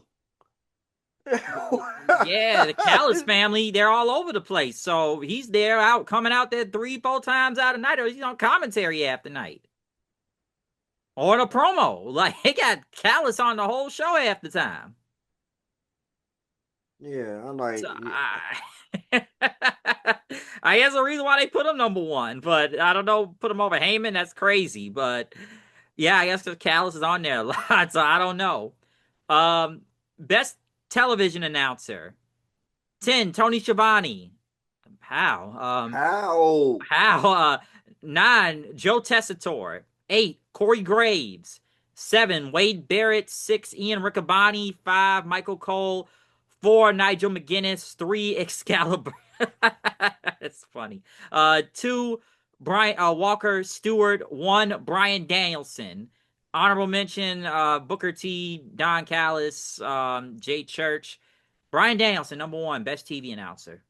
I'm, how long he been doing this? Not long. Shit, I want to say barely a year. Right. So how? Uh, to be honest with you, I'll just give it to Ian. Just just because I just know he's good. But I'm just listening at this list like, my goodness, none of these people deserve any of that. Oh, well, we'll get to the worst thing if we're talking about the best. Since we're talking about the best, let's talk about the worst then. Worst TV announcer: 10, Corey Graves; 9, Wade Barrett; 8, Jim Ross; My goodness. 7, Taz. I would put Taz one of the best, honestly. Yes!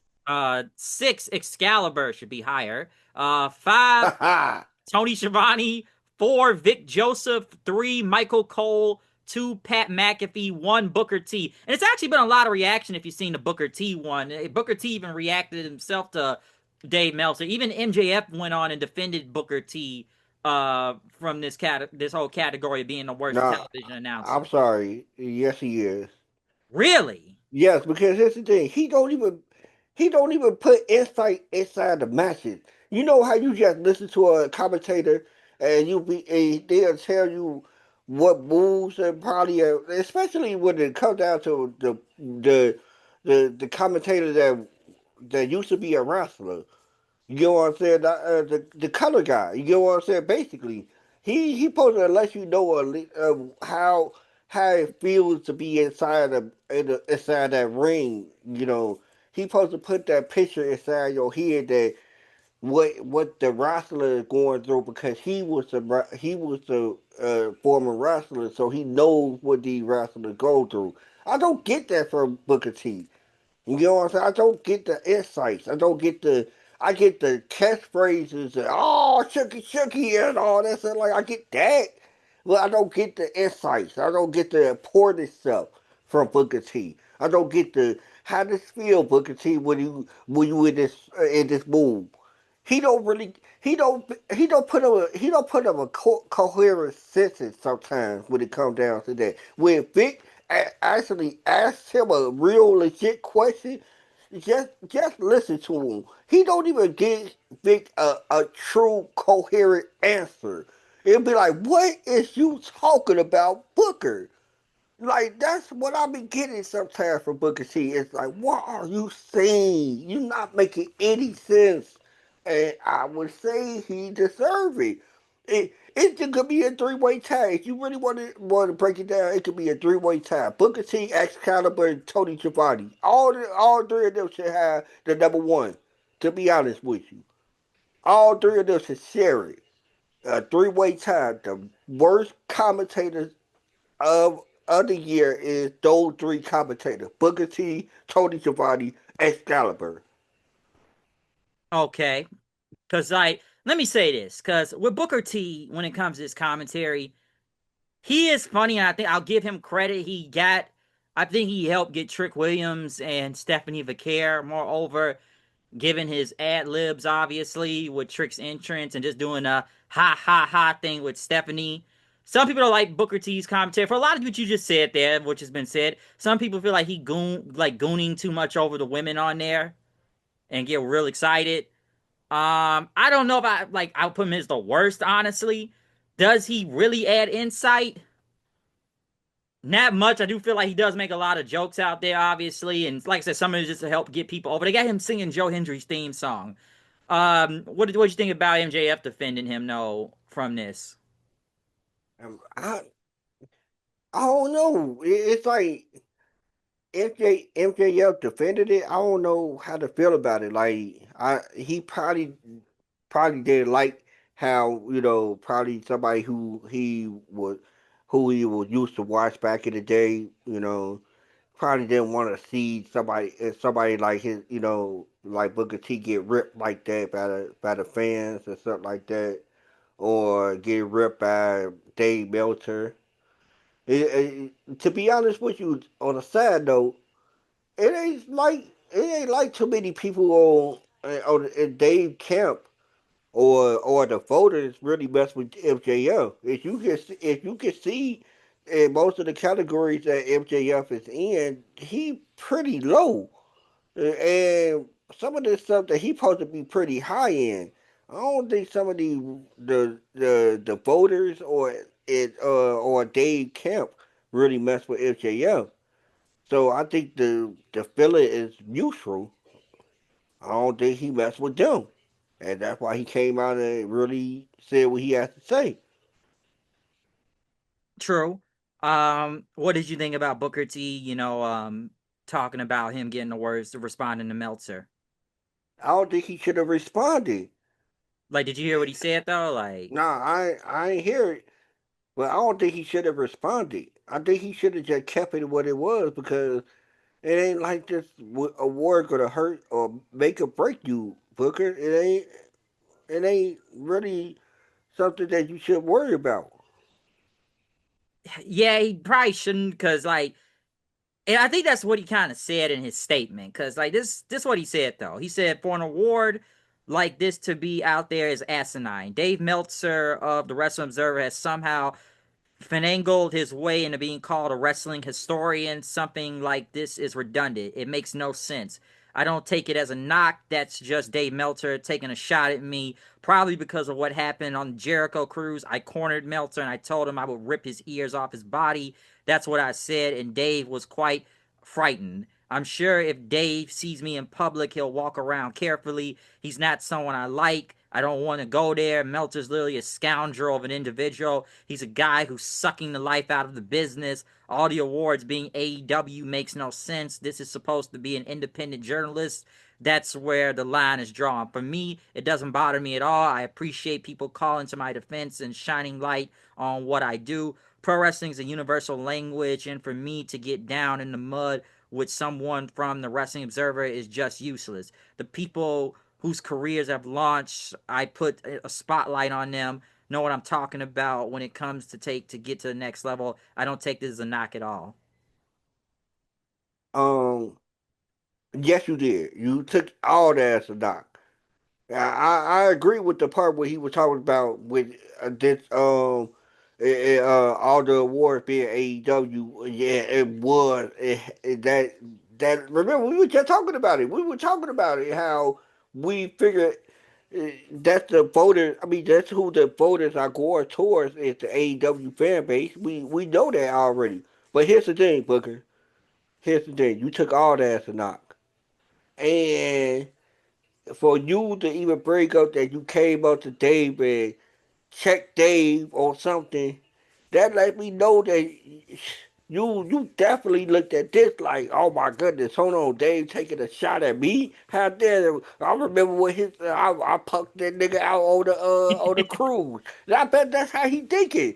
You know what I'm saying? Like, man, yeah, you should have just left that out of it, man. And to be honest with you, Booker, you should have just not even responded, bro. You should have just gone ahead and just do you, man. Yeah, even though I agree, but I just felt like Booker T should have to.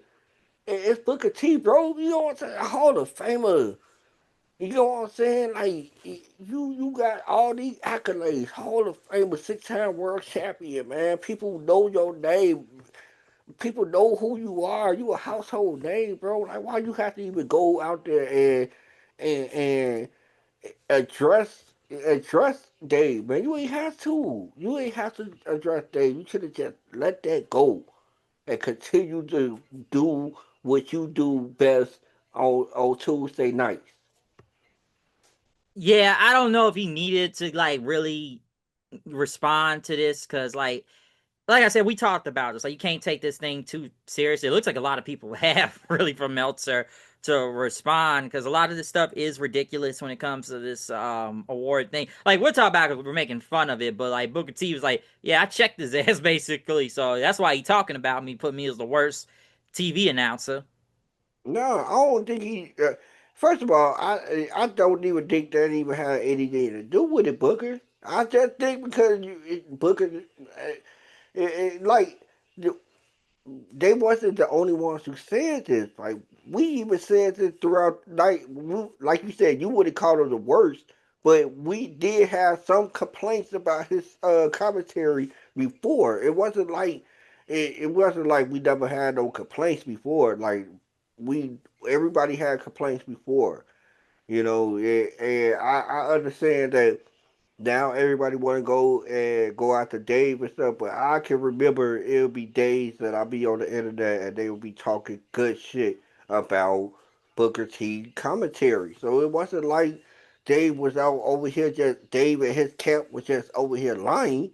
No, people said this before, but I guess like when it comes down to Dave, you get what I'm saying. Like people really don't like people really don't fuck with Dave really especially nowadays.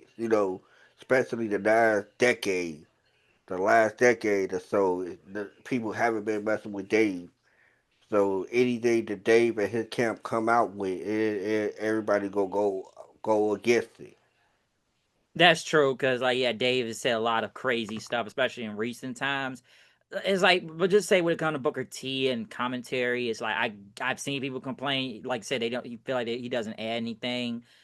He's entertaining on there. Like I said, I'll give him that, and he has helped some people on commentary add on to their gimmick and stuff. Like I just brought up with Trick and Stephanie. Like I said, some people believe he's just way too horny over the women on NXT half the time, or just be saying stuff just for the hell of saying it. Like I said, I put Excalibur up there higher as one of the worst, but Booker T, I find him entertaining, but I can understand your point though. Like you said, like how much insight is he really adding on there other than just being, just saying some wild stuff. So I know, like say, yeah, you put people don't like Pat McAfee on because like he's number two on like the worst TV thing. I've seen people get tired of Pat. Pat to me, I'm 50-50. There's times where I like Pat, but Pat just get really annoying sometimes. Yeah, I mean, hey, I do see what people were talking about. He does get to the point that he like, dial it back. You know what I'm saying? I Yeah, so understand what everybody's saying with that. I can understand him being a number two and Cole. It depends with Cole. I think I said this about Cole before. I don't hate Cole, but then I can understand why Vince had him in check sometimes.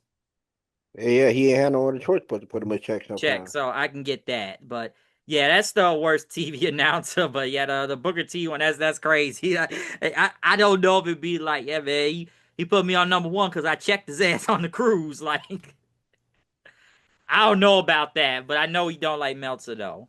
Let's move on though, because we're almost to the end of this. Best wrestling show: 10, WrestleMania Night 1.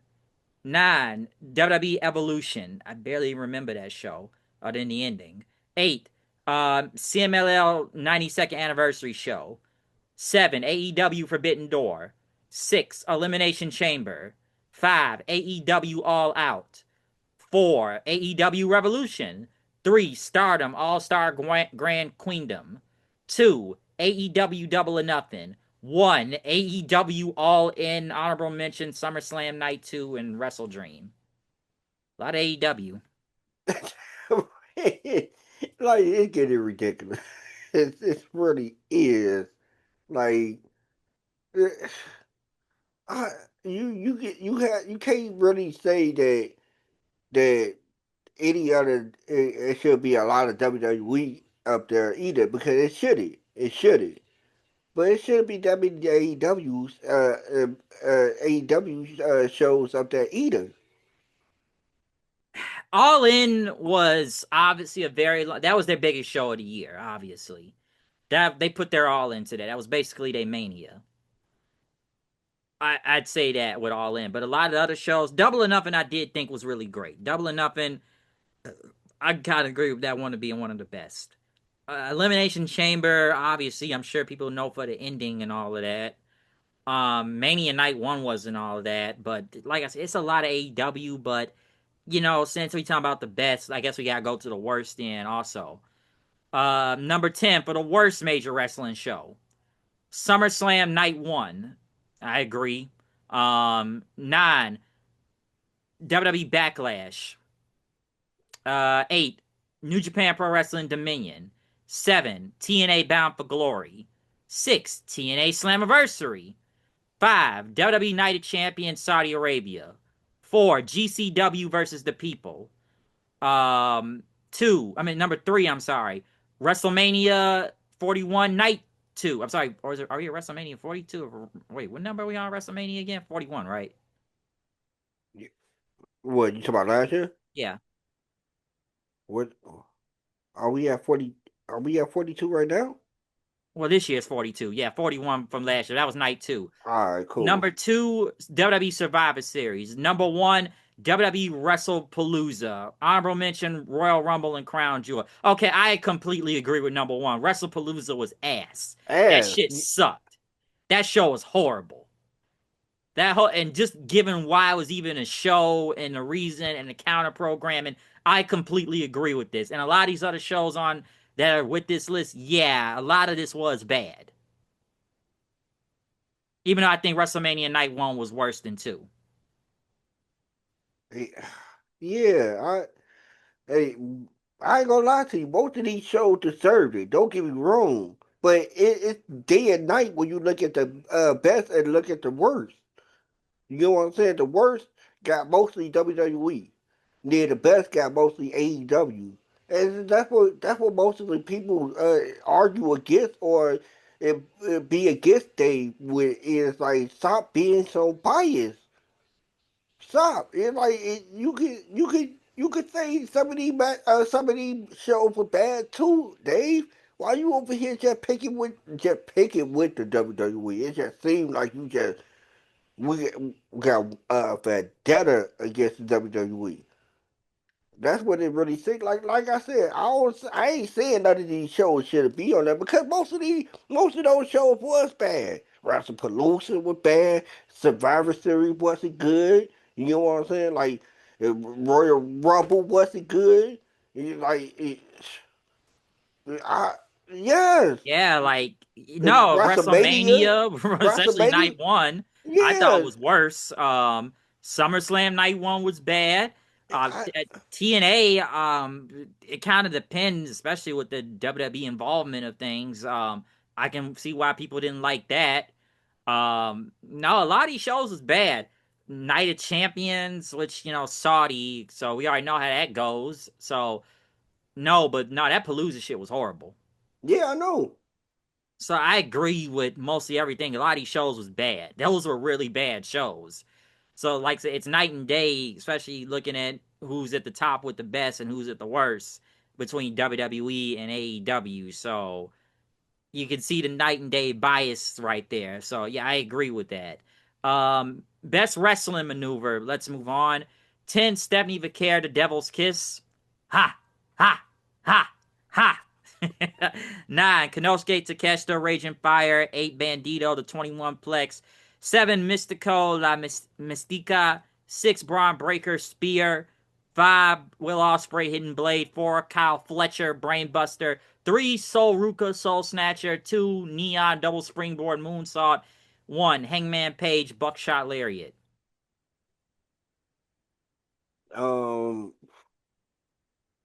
I don't know. Like, see, for me to even try to argue against it, I have to go through my a whole list of people and their finishers and look like yeah, or their signatures and look like yeah, that move should be better. Eh, The devil kiss, eh, it's really over because she's shaking her ass in front of the camera. You know what I'm saying? Like Yep. that's not be let's be for real about this. Like for real, that's the only reason why that people really like that move and it's over. You know what I'm saying? But other than that, that move is basically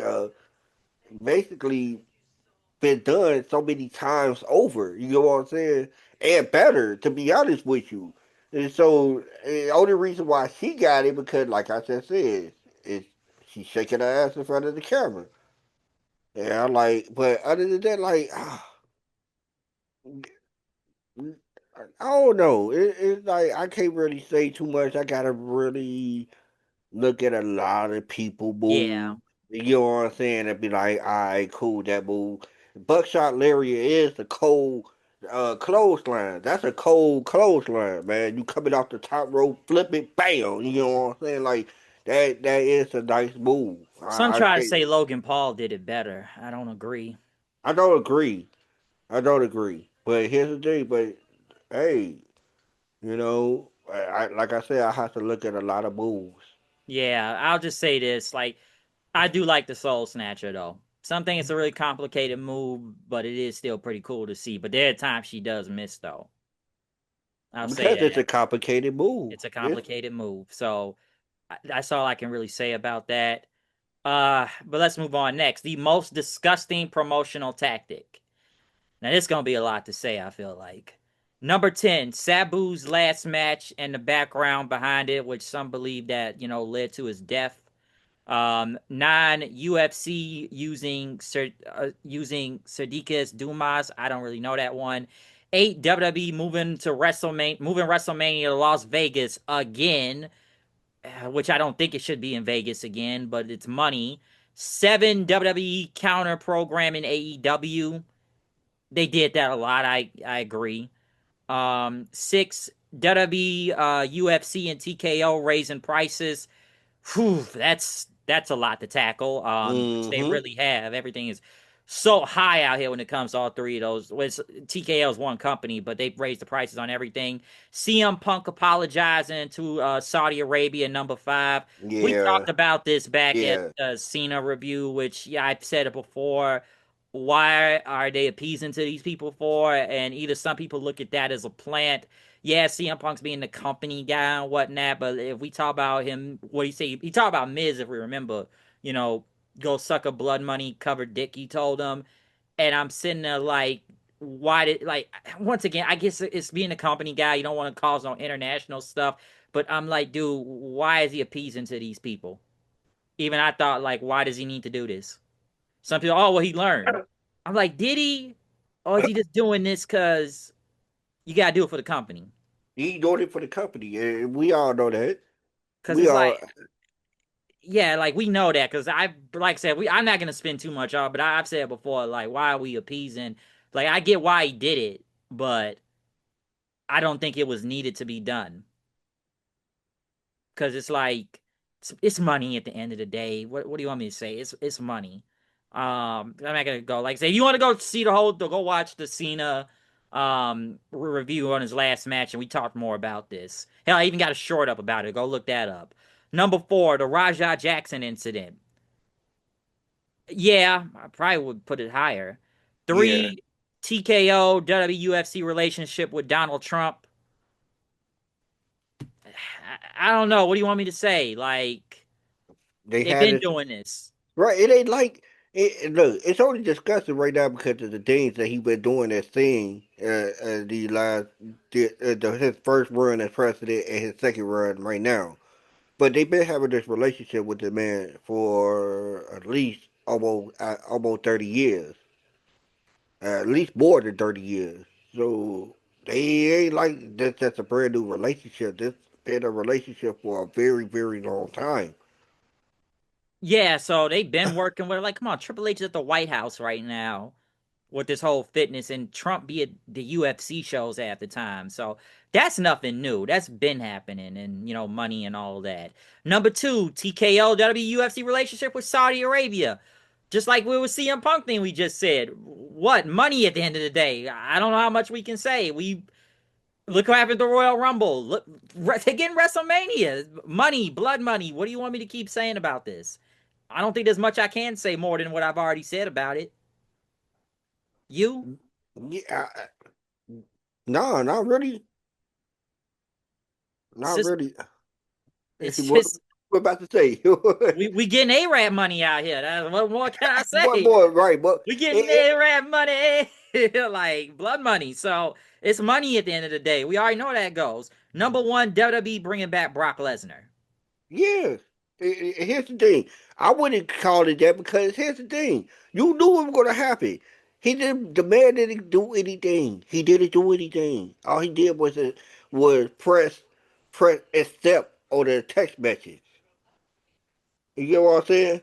Yeah, he never was charged with anything, and nothing hasn't really been proven. I heard that I didn't see it, but what was it? Grant, she actually had a press conference yesterday, and it looked like more people are against her to what I've been seeing. Cause I guess the case I don't know how much that case has moved on, but she did a press conference yesterday, right? She did. Oh yeah, she did. Yeah, yeah, yeah. She did. She did. That was her first appearance since the whole incident. You know what I'm saying? That's her It first. looked like it backfired to what I'm seeing. Only the fans. It's only publicly backfired. I don't think it backfired when it comes down to like the legal battle. The legal battle way it ain't backfiring. It's just the court of public opinion, which it should matter right now because we can't really solve the case. They gotta solve the case. They gotta solve this problem. We can't really say we can say what our opinions is about it, but it's just opinions at this point. Yeah, because what I saw yesterday, it looked like they said it looked like she made like just screwed herself in this and that. This is a open shut case or something. You know what's so crazy now? You heard John Laurinaitis is doing meet and greets. You know he's now going to be doing meet and greets now. Now he then kind of came back into the public eye of things. He doing meet and greets now, huh? Yeah, autograph signings. He had a whole video out for it. Get out of here. So yeah, he's now showing his face, I guess, again nowadays and stuff. And I saw the video of Vince's car crash back at back in July. Dude was speeding, I'll tell you that. He's speeding, but nah, Brock being back, nothing was ever proven. I said this back when we talked about SummerSlam. Fuck a case, nigga. That's what it looked like with TKO, and it's like fuck a case, nigga. Fuck a case. That's what it looked like. Nah, Brock back. That's not, what I brought that up back months ago. but it's not that though. It really he didn't do anything, so we could bring him back. That's If why he niggas did, was saying fuck a case.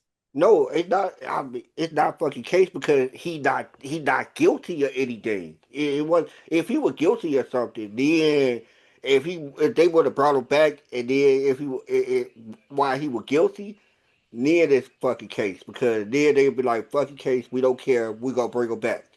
You know what I'm saying? But since he haven't been guilty of anything, it's really not fucking case because it's not really a case to begin with. It ain't nothing to begin with. He He didn't was do anything. accused. He was He was accused. accused, but it wasn't no case though. Because guess Nothing what? was proven. He just got Not accused. There was nothing, no proof to where he was guilty. right. It was And then again, this is a civil case. yeah. So he not really in this thing. They really trying to hit the head honcho. The wrestlers. Oh please, we don't want you. We want the head honcho, and that's what this case is about. Yeah, it's mostly with Vince and really then Brock. Like, yeah, we heard about Brock's name, but like I said, it was accusations. Nothing was proven. Right. They wouldn't have brought him. Like, I get what you're saying. No, they wouldn't have brought him back if there was like concrete evidence, I guess. But it's like he back, so like I said, I get what you're saying though, but that's why I had brought up theme full up saying fucking case though, because it was like, oh, this nigga back. Because when he came back, I was saying all the internet just got all pissy about it. Yeah, because people got used to accusation meaning something nowadays. You know what I'm saying? If you get accused, you might as well be guilty of it. Like no, accused mean accused. Yeah, I've been accused. That's it. Like, and we gotta get to the meat of the matter. We gotta get to the meat and potatoes of this. It ain't. It ain't. I'm not guilty of anything. It's just people. This person is accusing me of this action. Basically, like I said, it's not Yeah, guilty. It's like you gotta have evidence or something. you You gotta just got have accused. Ain't evidence. nothing been proven. And Brock Lesnar was not guilty of any of that situation. None of that. All he would. All he was. How his name got put in is somebody sent him a text message. And that's about it. And he didn't respond. He didn't even none of that. Somebody sent him a text message, and that was it.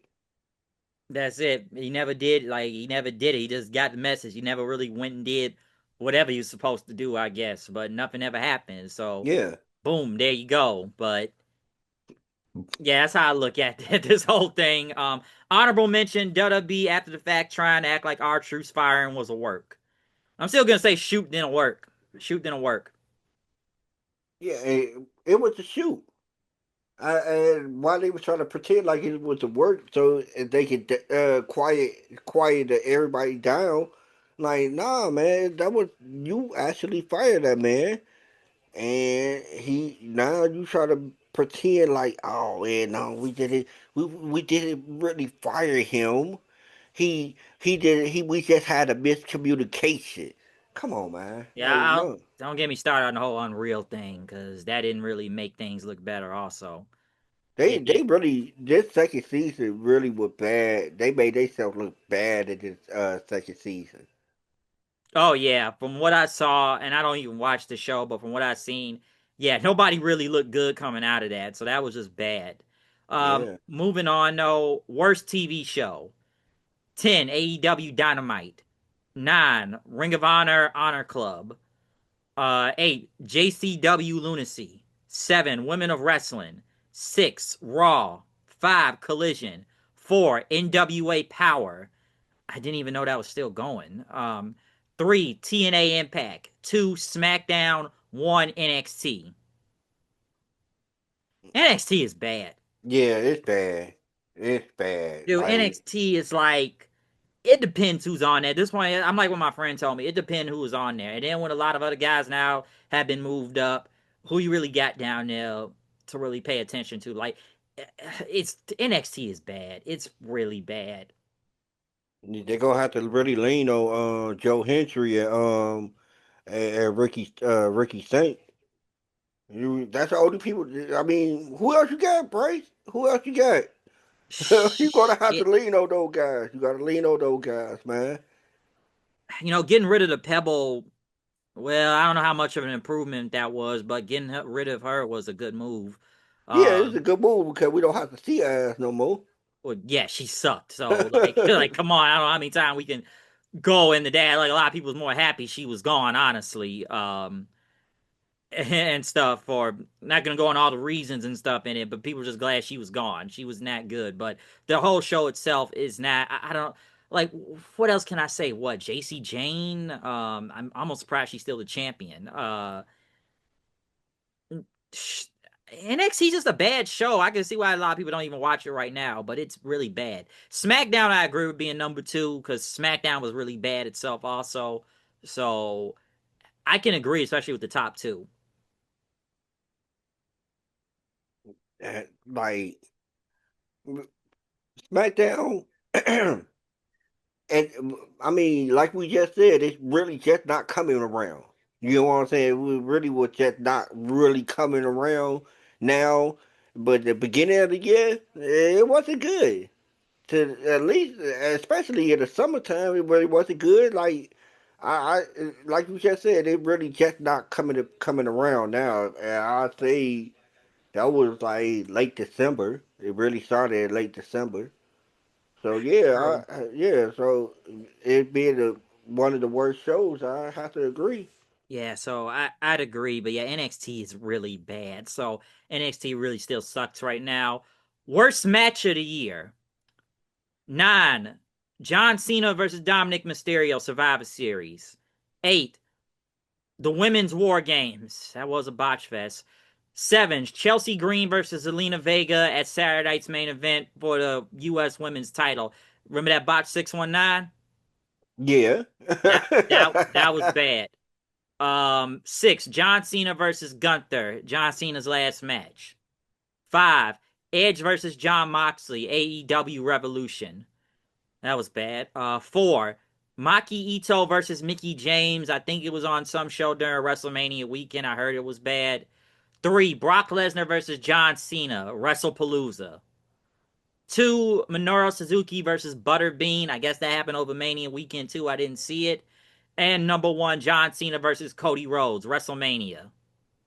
A lot of these matches were bad.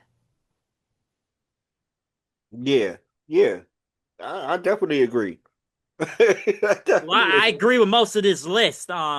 Yeah, Cena versus Rhodes. Yeah, the one in Mania was bad. The one with SummerSlam was better, And, but but it wasn't even much better though. It was like it was okay. I wouldn't I thought it call was it better. bad. I thought it was better than what we got in Mania. Yeah, but yeah, that Mania, yeah, definitely that Mania match was bad.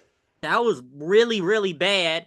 Brock versus Cena was just a fucking one-sided squash match, honestly, and thought they could recapture the same thing from SummerSlam years ago. It really wasn't. That you just he just straight up murdered Cena. Edge and Moxley was really bad. Remember the whole Christian trying to cash in the thing, and Edge didn't even get pinned, and Christian just wasted that contract thing. Right. I just I didn't understand that though. Like, did they needed to pull the trigger that quickly? I mean, they needed to pull the trigger to get that out of his hands. And wasted it. Yeah, because you had it in his hands for a very long time. It wasn't like he didn't have the contract. He only had the contract for a few weeks. He had it for a while, and then all of a sudden you decided, hey, cashing in now and lose the title match. Yeah, it just like he had it, and then it just like, oh, try to cash, and he got pinned. I'm like, Edge couldn't even get pinned in this. Like, that was just, yeah, that was bad. And like, they still like they had to keep the belt on Moxley. Gunther versus Cena. It depends on how you want to look at it. I still think the whole lackadaisically tapping out, smiling thing was just bad. That just pissed off. Like I said, blame creative for that one. That was bad. No matter how many ways they want to try to turn it, or however Cena's gonna try to play corporate PR with you and try to spin it around. Mm-hmm. That was bad. That was bad. And the women's war games I remember was a botch fest. Then again, I feel like I've said that for the past few women's war games now. Um, no, a lot of these matches was bad. They sucked. No, that's all. I agree with a lot of this on here. Um, Next, worst feud of the year: Charlotte versus Tiffany. Yeah, I'm be honest. I still feel like they threw Tiffany a Kai said bone my by DMs. Kai said my DMs. yes. Oh Let's man. talk about your failed third divorce. Oh man. Yes, that was pretty bad. That was bad. I still think they threw Tiffany a bone by having to go over Charlotte and Mania. I still Yeah, think that they needed to though. They needed they to. needed they had to get they couldn't have keep Charlotte winning, but no, this whole thing turned into a disaster. And some say Charlotte, even the 1 week before when she just didn't even pay attention to Tiffany. Remember they did that side by side multi screen thing when they had to talk about each other, and Charlotte just kept over talking her and just like like, yeah, well, what now? Who I got to beat you? Like, it wasn't like that. Remember the split screen promo? Hmm. So, I think I think I think they needed to give it to Tiffany because especially because I think because of that really. Not even the fallout in the ring. I think it was that split screen where everybody knew like, oh, we're gonna have her go over. Because Charlotte just you know went too far in this promo, basically buried the poor girl. And let's throw her a bone and have her win and go over at WrestleMania. yeah, because Charlotte was like, yeah, what I got to do? Like, oh, this one? I got to go against it? Like, it's whatever. Who am I going against? Like, I know it's been done in the past word too. Like, I'll just bring one little example. I still remember that thing with Becky. Remember they had to switch the titles. She just threw it, and apparently that was a shoot. She threw it on the ground, like tell them to pick it up because they had like on different shows. Like you take the Raw one, I take the SmackDown one, and she just threw it like, "Hey, pick it up, bitch!" Like to like that. I remember that whole thing, but no, that whole feud was bad. John Cena versus Brock Lesnar. Well, yeah, that was bad. 8, Aleister Black versus Damian Priest. 3 matches for a 7-month feud. Ah! It was bad. It, Oh it, man. it went on that long. Oh yeah. Yeah, it did. I know. That was bad. 7, John Cena versus CM Punk. I actually like that feud and the Yeah, match. I don't think that right. Yeah, I don't think that was a bad feud. I didn't think it was that bad. Jeff Jarrett versus MJF number 6. That was a feud. Remember, man, remember they was going to do Jeff Jarrett's final year thing also of him trying to get to the world title, and then they just dropped that, and we never saw Jeff Jarrett again after that. Yeah, I look, yeah. I wouldn't even I don't even know if I could have considered that as a feud. Like, are we even counting that with him and MJF? Like, are we? They were trying to build Jeff Jarrett to go back towards the world title, and he was kind of going against MJF in promos out there. So I like, and they had to kept like, this is Jeff Jarrett's final year in wrestling, and then it's like I think MJF beat him, and then they never went back to that after that. So it kind of came and went by, and they dropped it because they was trying to copy off WWE and Cena's final run. Yeah, They were yeah, doing they that. and then people were pointing it out. I think that's the reason why they really dropped it because people were really pointing it out. Like, hey, hold on, you know, are y'all over here doing it because they WWE doing it with John Cena? They were like, oh, we don't want to look like that.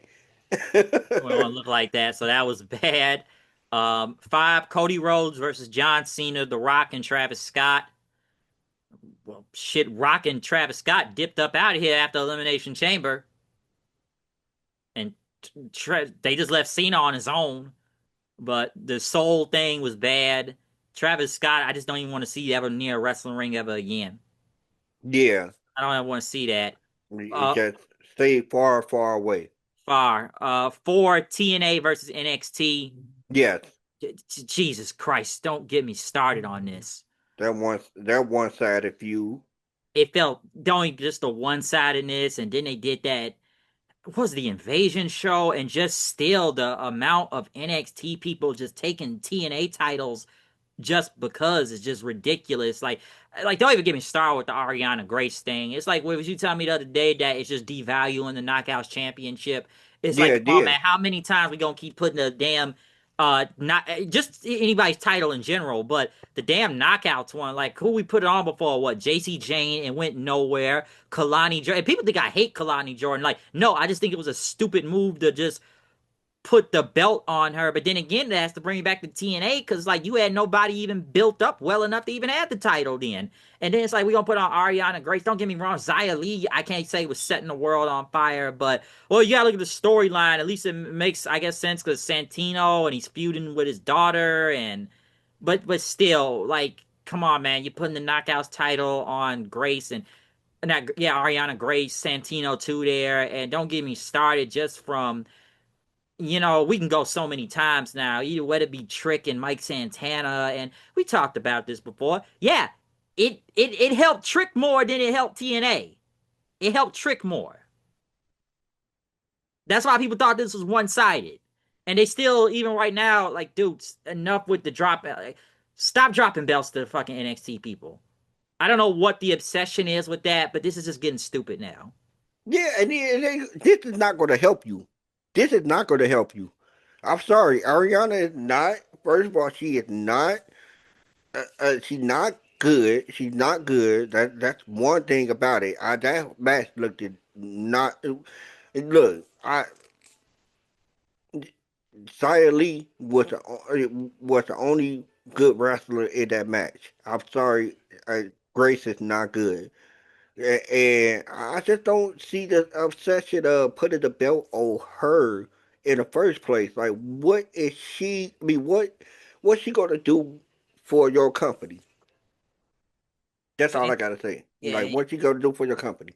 and it's like we just put the like Trey Miguel that got the belt, the international belt, from Stax there. I didn't think Stax was doing much. Like I was like, what was even the point of this? It was like when Grace like, I'm not getting the opportunities in NXT. Okay, well, why they got to cut? Go to Evolve then.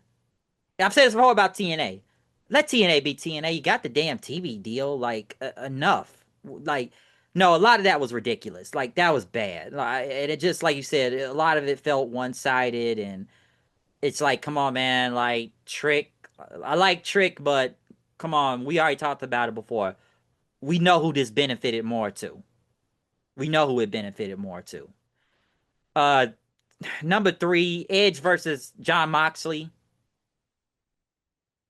Uh, yeah, Yeah, a lot of it was bad. I actually thought Edge was gonna win the title, yeah, I thought so too.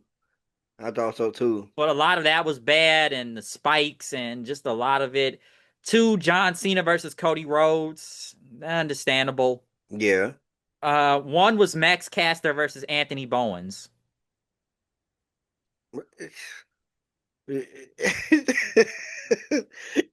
They first of all, they didn't even shouldn't even have a feud. First of all, like if you wanted to break them up, you should have just broke them up and just kept it like that. But nah, they had to have a feud. Like, come on now. Hold on. First of all, what was the point of breaking them up? I guess one of them wanted to have a single run. I guess both of them, probably wanted to have a single run. But somebody should have been talking to them like, to be honest with y'all, y'all should be broken up right now. Y'all should try to get back to where y'all was a few years ago. That's Where what the y'all was, storyline is right now, apparently, still. They now it's like they gotta try to work together or something, even though they don't I, like each other.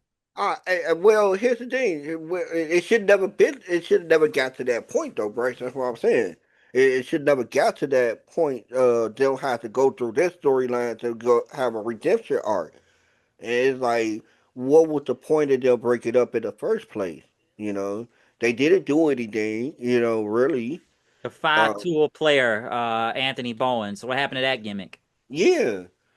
And so now, I guess they gotta come up with this redemption arc to try to get back to where they was in the first place. But it wasn't their fault, to be honest with you, that they just fell off.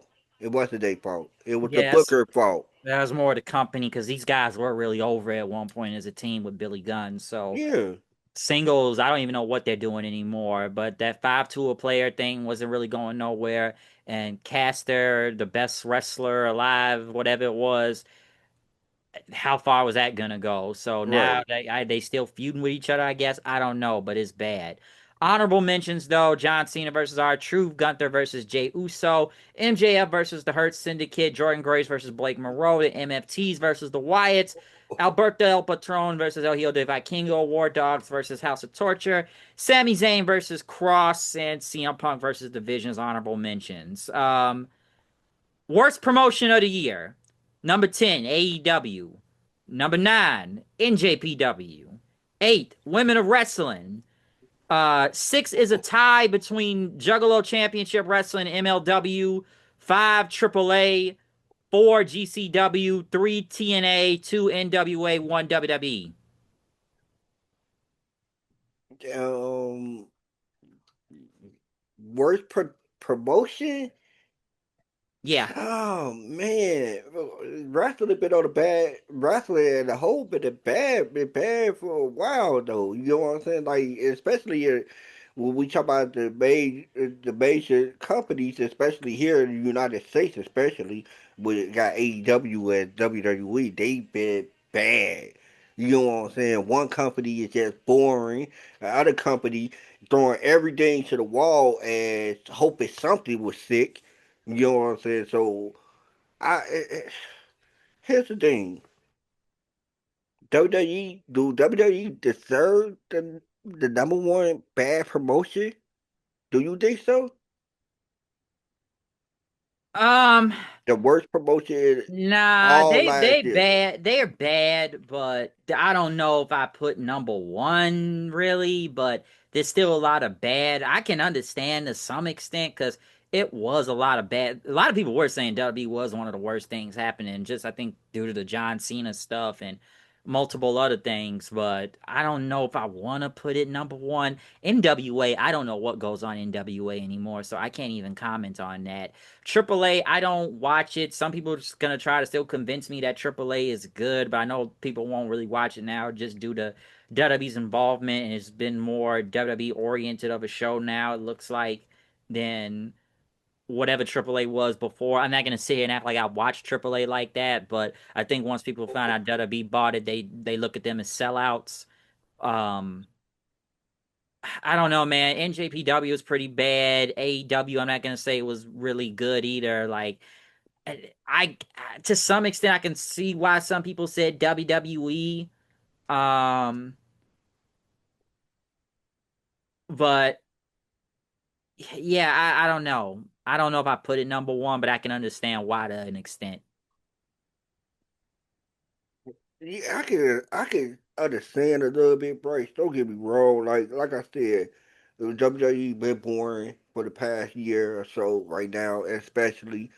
And like I do agree to a certain extent. Like, yeah, some of these they haven't been capturing a lot of people's attention.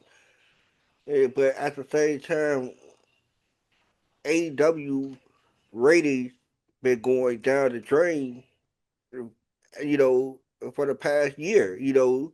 It's like you could say, yeah, they ratings been going down bad too, but it's still like I can't. It's still night and day when it comes down to that, and I just don't know. It's so hard because both of them haven't been doing good. They haven't. It's just so hard to say, do you agree with it or not? Half of me want to say I want to agree because it's been boring, but another half of me want to say I don't agree because I look at AEW as being the worst show that WWE put on sometimes. Yeah, I can't say both been great. I'm not gonna say that. I mean, like a No, few things, but there's a lot of bad I can pluck from both companies also. Even everybody else on this list to some extent. yeah, especially everybody else on that list, because in JPW, you know, outside of they, outside of that retirement run, everybody been running away from the company. So shit, I don't know how good as you had you be with everybody want to run away from you. Yeah, that's all. Like everybody want to run. We've seen people run back over there or run the other way around. So you they know, run back, run the other way around. Like, where do we really go with this? Like, come on now. Yeah, so like, yeah, where do we run with this? I don't know. Like, I'm on the fence on that one, but we're almost at the end, we're really at the end of this thing almost. So a couple more left. all right. Best Booker. Five, Anthony Douglas, James Darnell, and John Blood from Deadlock Pro Wrestling. Four, Triple H. Three, CMLL booking team of Rivera Falcanio. Two, Taro Okada. One, Tony Khan, the best booker. It's not saying much. That's Dave's Right? boy, man. That's Dave boy. I know, Got I him on know, but speed dial. I know, man. Called that man on the show one time. Man, called Dave while he was doing the show one time. This is getting ridiculous. All right, and that's what I was just saying. Like with the worst promotion, like AEW haven't been doing all that hype. You know, Yeah. they is the current storyline right now. The current main event storyline right now is before Swerve before Swerve turned heel basically on Wednesday. It was three baby faces going against each other, and nobody touched the fucking heel yet. The heel champion. Like I just I don't know. I don't think Tony is a good booker. I really don't. I don't think he know how to really elevate new stars or make new stars because every star every time he gets these people, they hot for 3 weeks, but after that it's done. Like Yeah, he does. Well, look at Champa right now. Like, we thinking Champa is hot for 2 weeks and then he loses the title. that's a sign of a great booker. I Yeah, don't Tony, like you understand. get hot for a minute and then after, depending who you are, sometimes like you hot for a minute, then you just kind of disappear after a while. And even Triple H, I know he was number 4. Like, don't even get me started with him when it comes to booking. But I wouldn't put Tony number 1. I wouldn't put any of these guys in number 1. But still though, Tony number 1. That's not saying a lot. No, Triple H definitely should not be number one. I mean, you started off hot, and look at where you at right now. Like this, So not been all that. It it haven't hasn't. been all that. Like we were just talking about, Bryce. We were just saying how Raw haven't been all that. SmackDown just turned it around. You know what I'm saying? Just turned it around. It ain't really like, oh man, SmackDown is must see TV. Nah, it's not. But It's not. at the same time, Raw has been bad. Real talk. I haven't watched Raw in a while, right?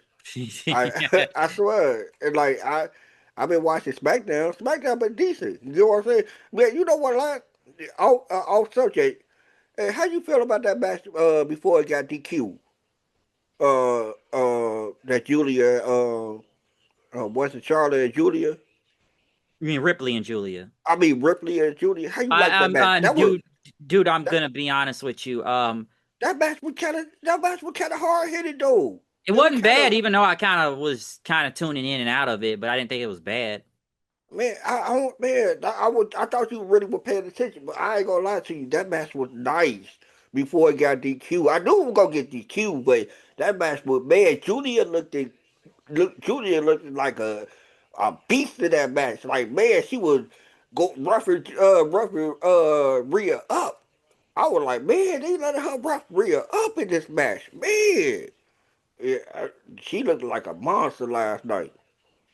No, that's all right. That's what's up then. Like, I saw the match, but maybe because the show was so long, and I think because I just saw Ripley and it was against Julie, I kind of felt like I already know who was gonna win this. I didn't feel like I needed to pay that much attention. It's like I But saw it, one thing I but do I want to guess I say wasn't though, heavily invested. one thing I do want to say though, we don't need her to do the little yelling gimmick like Oscar. Oh All yeah, I right, none saw of that. I that. did see that. We don't need her to do that. All right, we don't need her. We find another gimmick. We Oscar got that gimmick down pack. You know, though we don't need two of them. So yeah, I ain't like how she just like oh come Just on yelling and Julia. stuff. Yeah. Uh, Yes, I get you. Promoter of the year though, 5, Taro Okada, 4, Dana White, 3, Nick Khan, 2, Tony Khan, 1, Salvador Lotroff the third. I have no idea where he's from, so I don't got much to say about promoter of the year. Oh, Um, hmm? oh no, I was like I was going to agree. Oh yeah, I don't And got much to say. Best gimmick. oh man, I get it. Who got it? 10 is a tie between Gunther and Naomi. 9 Defuncto, 8 Yuto Ice, 7 Dominic Mysterio, 6 John Moxley, 5 Joe Hendry, 4 The Young Bucks, 3 El Grande Americano, 2 Hangman Page, 1 Tony Storm. Honorable mention Harley Cameron, Mark Briscoe, Mr. Iguana, Nu Hayabusa, Becky Lynch, and Obafemi. Um, well deserved to Tony Storm. Well deserved. I get it. I love her gimmick. Her gimmick is just I just love it, Bryce. Real talk. It's just really it's one of the best. It was one of the best gimmicks. Now I'm about to say they neuter her too. They kind of man. I don't know what they doing with her, man, but I don't like it. They need to put her back in some type of some type of feud with some type of with another woman. But that the hanging out with or Cassidy thing, I ain't feeling. I ain't feeling that, bro. And she is well deserved that she got one of the best gimmicks because guess what? It is. That gimmick is over like Rover. You know what I'm saying? And um, Dominic, um, well deserved. He right Yep. there in the mix, and because Dominic is that's a good gimmick. That's a good gimmick. he is a scumbag, and he played the scumbag very well. Very well. Naomi, for the short time it was, I definitely enjoyed Naomi Yes. just, and it got it to the title. So for the short little time it was until whenever she comes back, it was really, really great at the time. Hendry, I get. Let me ask this question: what Hmm. is Hangman's gimmick to be Oh, number two? man, I don't I know, remember man. somebody said it before. Like somebody, I read somebody online say, "What is he like, sensitive or over emotional cowboy or something?" Right, I don't know a recovering alcoholic cowboy or something. I I'm like, thought we what? did that already. I don't know what he is. I just don't know. I thought I thought he recovered now. He the recovered alcoholic now. He not even he haven't had a drop of alcohol in 2 years. In 2 years. Like, so I don't know what he's supposed to be really I like. don't know. And that's the crazy part about it. Like he went back to this old theme song, which I liked it. the heel Same. theme song. I love the heel theme song better. But I know why he went back. He's a face now. I think he could have still used it as a face, but I understand why he went back. So, see, here's the thing with Hangman. He not a bad wrestler. He's very good. He should deserve the main event spot that he got because he's not bad. Here's the thing. I just can't. I don't know what you are. I don't. At least I know what MJF is. He supposed to be a douchebag, a rich douchebag. You know what I'm saying? Like that's what Yeah. he's supposed to be. That's what he is. And we understand that right off the bat. He wearing a Burberry scarf with all the nice suits all the time. And like we automatically know what he is. He's, Swerve. We he's an supposed asshole. Swerve is a guy who's supposed to be a dangerous guy a guy who's just supposed to be a hinge. We automatically know that because how he talk. We Yeah. like Kitty. Kitty is a white meat baby face. We know how we know this because how he talks. Yeah, it's not great promo at time, but yeah, we get what he's supposed to be. So I get him. But yeah, Hangman, I just don't know sometimes. That's why I was like, how is he number two? And number three, this is gonna kind of, since we're going to the worst gimmick now, also. Who? Number 10, Division. 9, Blake Monroe. 8, The Learning Tree. 7, 7, El Grande Americano. 6, Death Riders. 5, Jay Uso. 4, Tony Storm. 3, House of Torture. 2, Wyatt Six. 1, Heel John Cena. Honorable mention is the Acclaimed, Dark State, Max Caster, Anthony Bowens, the MFTs, Don Fale, and MJF. Let me ask you this question when it comes to the worst gimmick, and not even talking about number one. Your take on a Grande Americano in general and all of this, because people try to convince me that he is that over down there in Mexico, and that he's now over here in America right now too. That's why they keep doing this gimmick, even with the real fake Americano, Grande Americano thing. Because apparently he's really that over in Mexico in AAA. All right, here's the thing. Here's the thing, bro. You where he was number three. He was number three in the That's best. gimmick. Yeah, I didn't understand that. I'm sorry, that gimmick is so. Oh my god, it's so corny. It's corny. It's hokey. And then everybody want to say, "Oh man, it's over at AAA." I think any WWE guy go down there at AAA would end up being some type of over. It's like you had Dominic as being over. Dominic's a champion down there too. Yeah. So it's like I don't put too much stock in that. I don't. I just don't put too much stock in that. They want to put stock in that. They say, "Oh man, he's over at AAA. He over there down there in Mexico." All right, you can put stock in that. All right, cool. Go ahead by any means, but I'm not going to put too much stock in it. Yeah, and to me, like the stuff with Gable now it's the real one versus the fake one, and then you got like what Tyler Bate and Pete Dunne are supposed to be Rojo or Azul or Mass One, Mass Two. I don't even know what their names are. Honestly, I don't. I don't got much care for it still. I know some people may have watched recently because Javon Evans was in the match, and he did that cutter, from the one rope to the other side, which that did look really cool. When he did that move. But I don't care. I'm honestly surprised this thing is still going. Like, oh man, look at the reactions they're getting. People say, Bryce, look at the reactions. And listen, man, I don't know what happens during the commercial breaks during Raw when they do the promos because maybe I had commercials on mine, but I don't never see it. But he's over in Mexico. I don't really care. Gable, I'm almost surprised he's back doing this again. Like, dude's super jacked and everything, but it's getting over with them on the crowd on Raw, and they like Gable, so. I don't know. I'm not really a fan of it. I still don't care, honestly. Like people trying to convince me that they get that they're that over. I don't get it. Heel John Cena, I What wouldn't put what in what they put him at? number one. Would you say he was the worst? Here's No, the thing. Yeah, I was just about to say that too, Bryce. I was just about to answer that too and say no because here's the thing. I don't think he was the worst. I don't think he was that.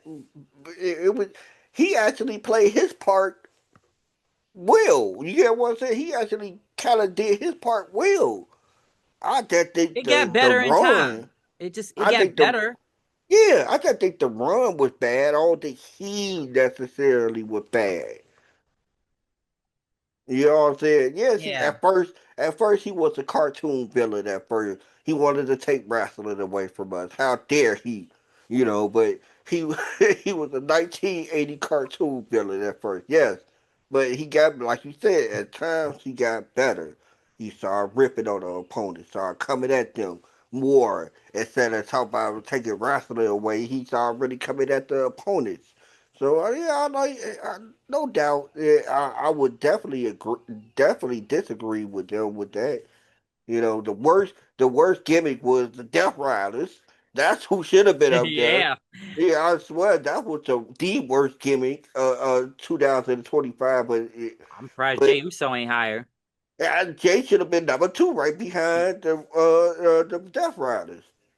I can agree with the Wyatts being number two. I'm sorry, but the Oh Wyatt yeah, thing yeah, is yeah, bad. yeah. Oh That my is God, bad. They are just a my look like a goodness. wannabe Slipknot band out there. Listen, He said let me say this Slipknot. about yeah, they're like a wannabe slip, like a tribute band. Let me say this about the Wyatts real quick. Okay, it kind of started off good in the beginning. I get it. Listen, and I'm this may be mean what I'm saying. I'm sorry. He ain't Bo Dallas ain't his brother. I'm sorry. He ain't Bray.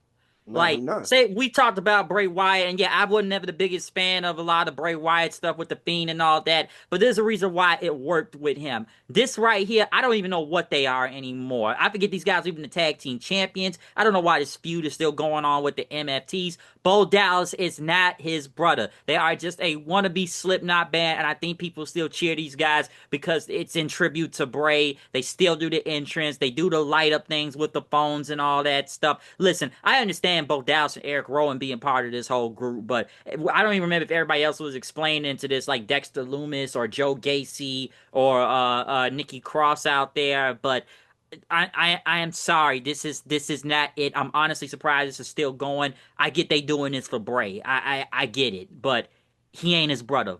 Bo ain't his brother. I'm sorry. It worked with his brother. Okay, so no, Yeah, this shit's bad. most definitely, I definitely agree that they should be there. They should be at least like top three. You They number know, two. no. That's what I'm saying. They should be at least top three. With me, I would say they would be three. Yeah, I say Death Rider should be two. You know, what I'm saying I really think the Death Riders was the worst. That I Still really going. think. I think they was the reason why some of those ratings went down because of them. I really think they had the bad effect on AEW. The way, as you can see, who when they was on top, they was the worst thing going. And even in the part where they was the main event, they people were tuning out like, man, I'm done. You know what I'm saying?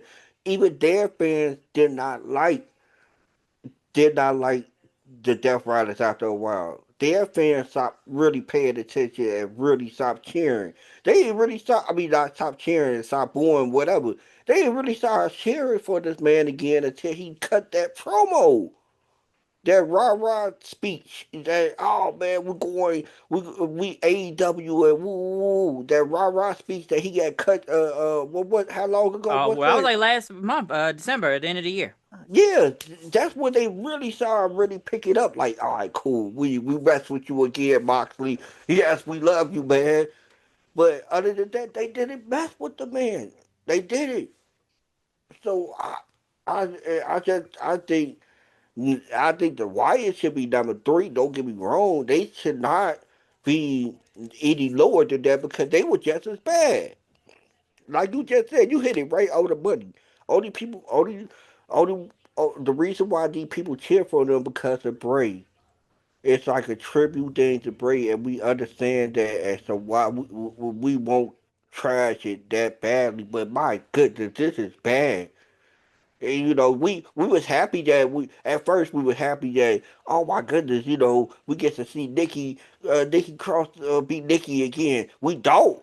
We ain't see her do anything Nikki-ish ever since Yeah. she came back. You So know, yeah, I don't know how this thing is still going, honestly. And I forgot these guys were even the tag team champions. Yeah, I know they had to start out where they did that murder scene on Raw and like basically murdered Chad Gable on there. But now it's like, where are we going with this anymore? It's just there. So no, that gimmick been gone downhill. I'm surprised it's still going on like this right now. So no, it's bad. It's still bad. But that's where we're gonna end it here because the only last other thing was like pro wrestling book and pro wrestling documentary. It was basically just a bunch of Dark Side of the Ring episodes mostly, and maybe Unreal. But no, this is where we're ending it from here from the worst gimmick. So we are now done with this very somewhat nonsensical list. Had some yes. fun talking about it. A lot of this doesn't make sense, honestly. We wanted to come here to talk about it because I thought it'd be fun coming up here to talk about it just because of the ridiculousness of it and just the voting and I'm sure biasism and who the fan base directs towards too. Don't get me wrong, maybe we agreed a couple things here and there on some of this stuff, but a lot of this stuff was ridiculous to like who's voting or saying this, and we could tell by the biasism of a lot of things on here. So yeah, we just wanted to come on and take some time talking about this because it would be funny to talk about.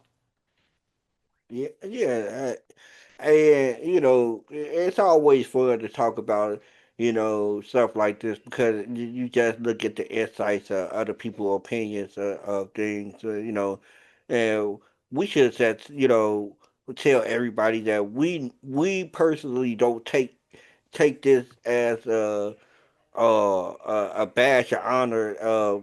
They telling the truth about some of these guys, but some of these guys we disagree with. You know, and it's always fun to just see how we will rank these people or how we will put these guys, incidents or situations or matches. You know, and it was a fun episode today. I really liked it. So yeah, we just want to have some fun netting from the usual review of whatever show and whatnot until the next pay per view, which is next week most likely. Elimination Chamber, I believe. Elimination Chamber, yeah. Would I'll like to be go, down but it's for too damn high. But way too high. I would like to go to the show, but I know it's expensive. But yeah, that's all it's really gonna say here. Any final thoughts from this before we go? No, nothing else. Everything I have to say, really, I really said it. So I ain't really had nothing else to say. So yeah, that's all we got really to say from here. So yeah, other than that, comment, subscribe, follow on Twitter, Hooded9890, hit the like button, hit the notification bell. We'll be back next week for Elimination Chamber, folks. So we'll see what happens from there and whatever fallout that may from be. Hey, from Chicago to United Center. So we'll see what happens. But other than that, we out of here. We see y'all then. Enjoy your Saturday. Peace out.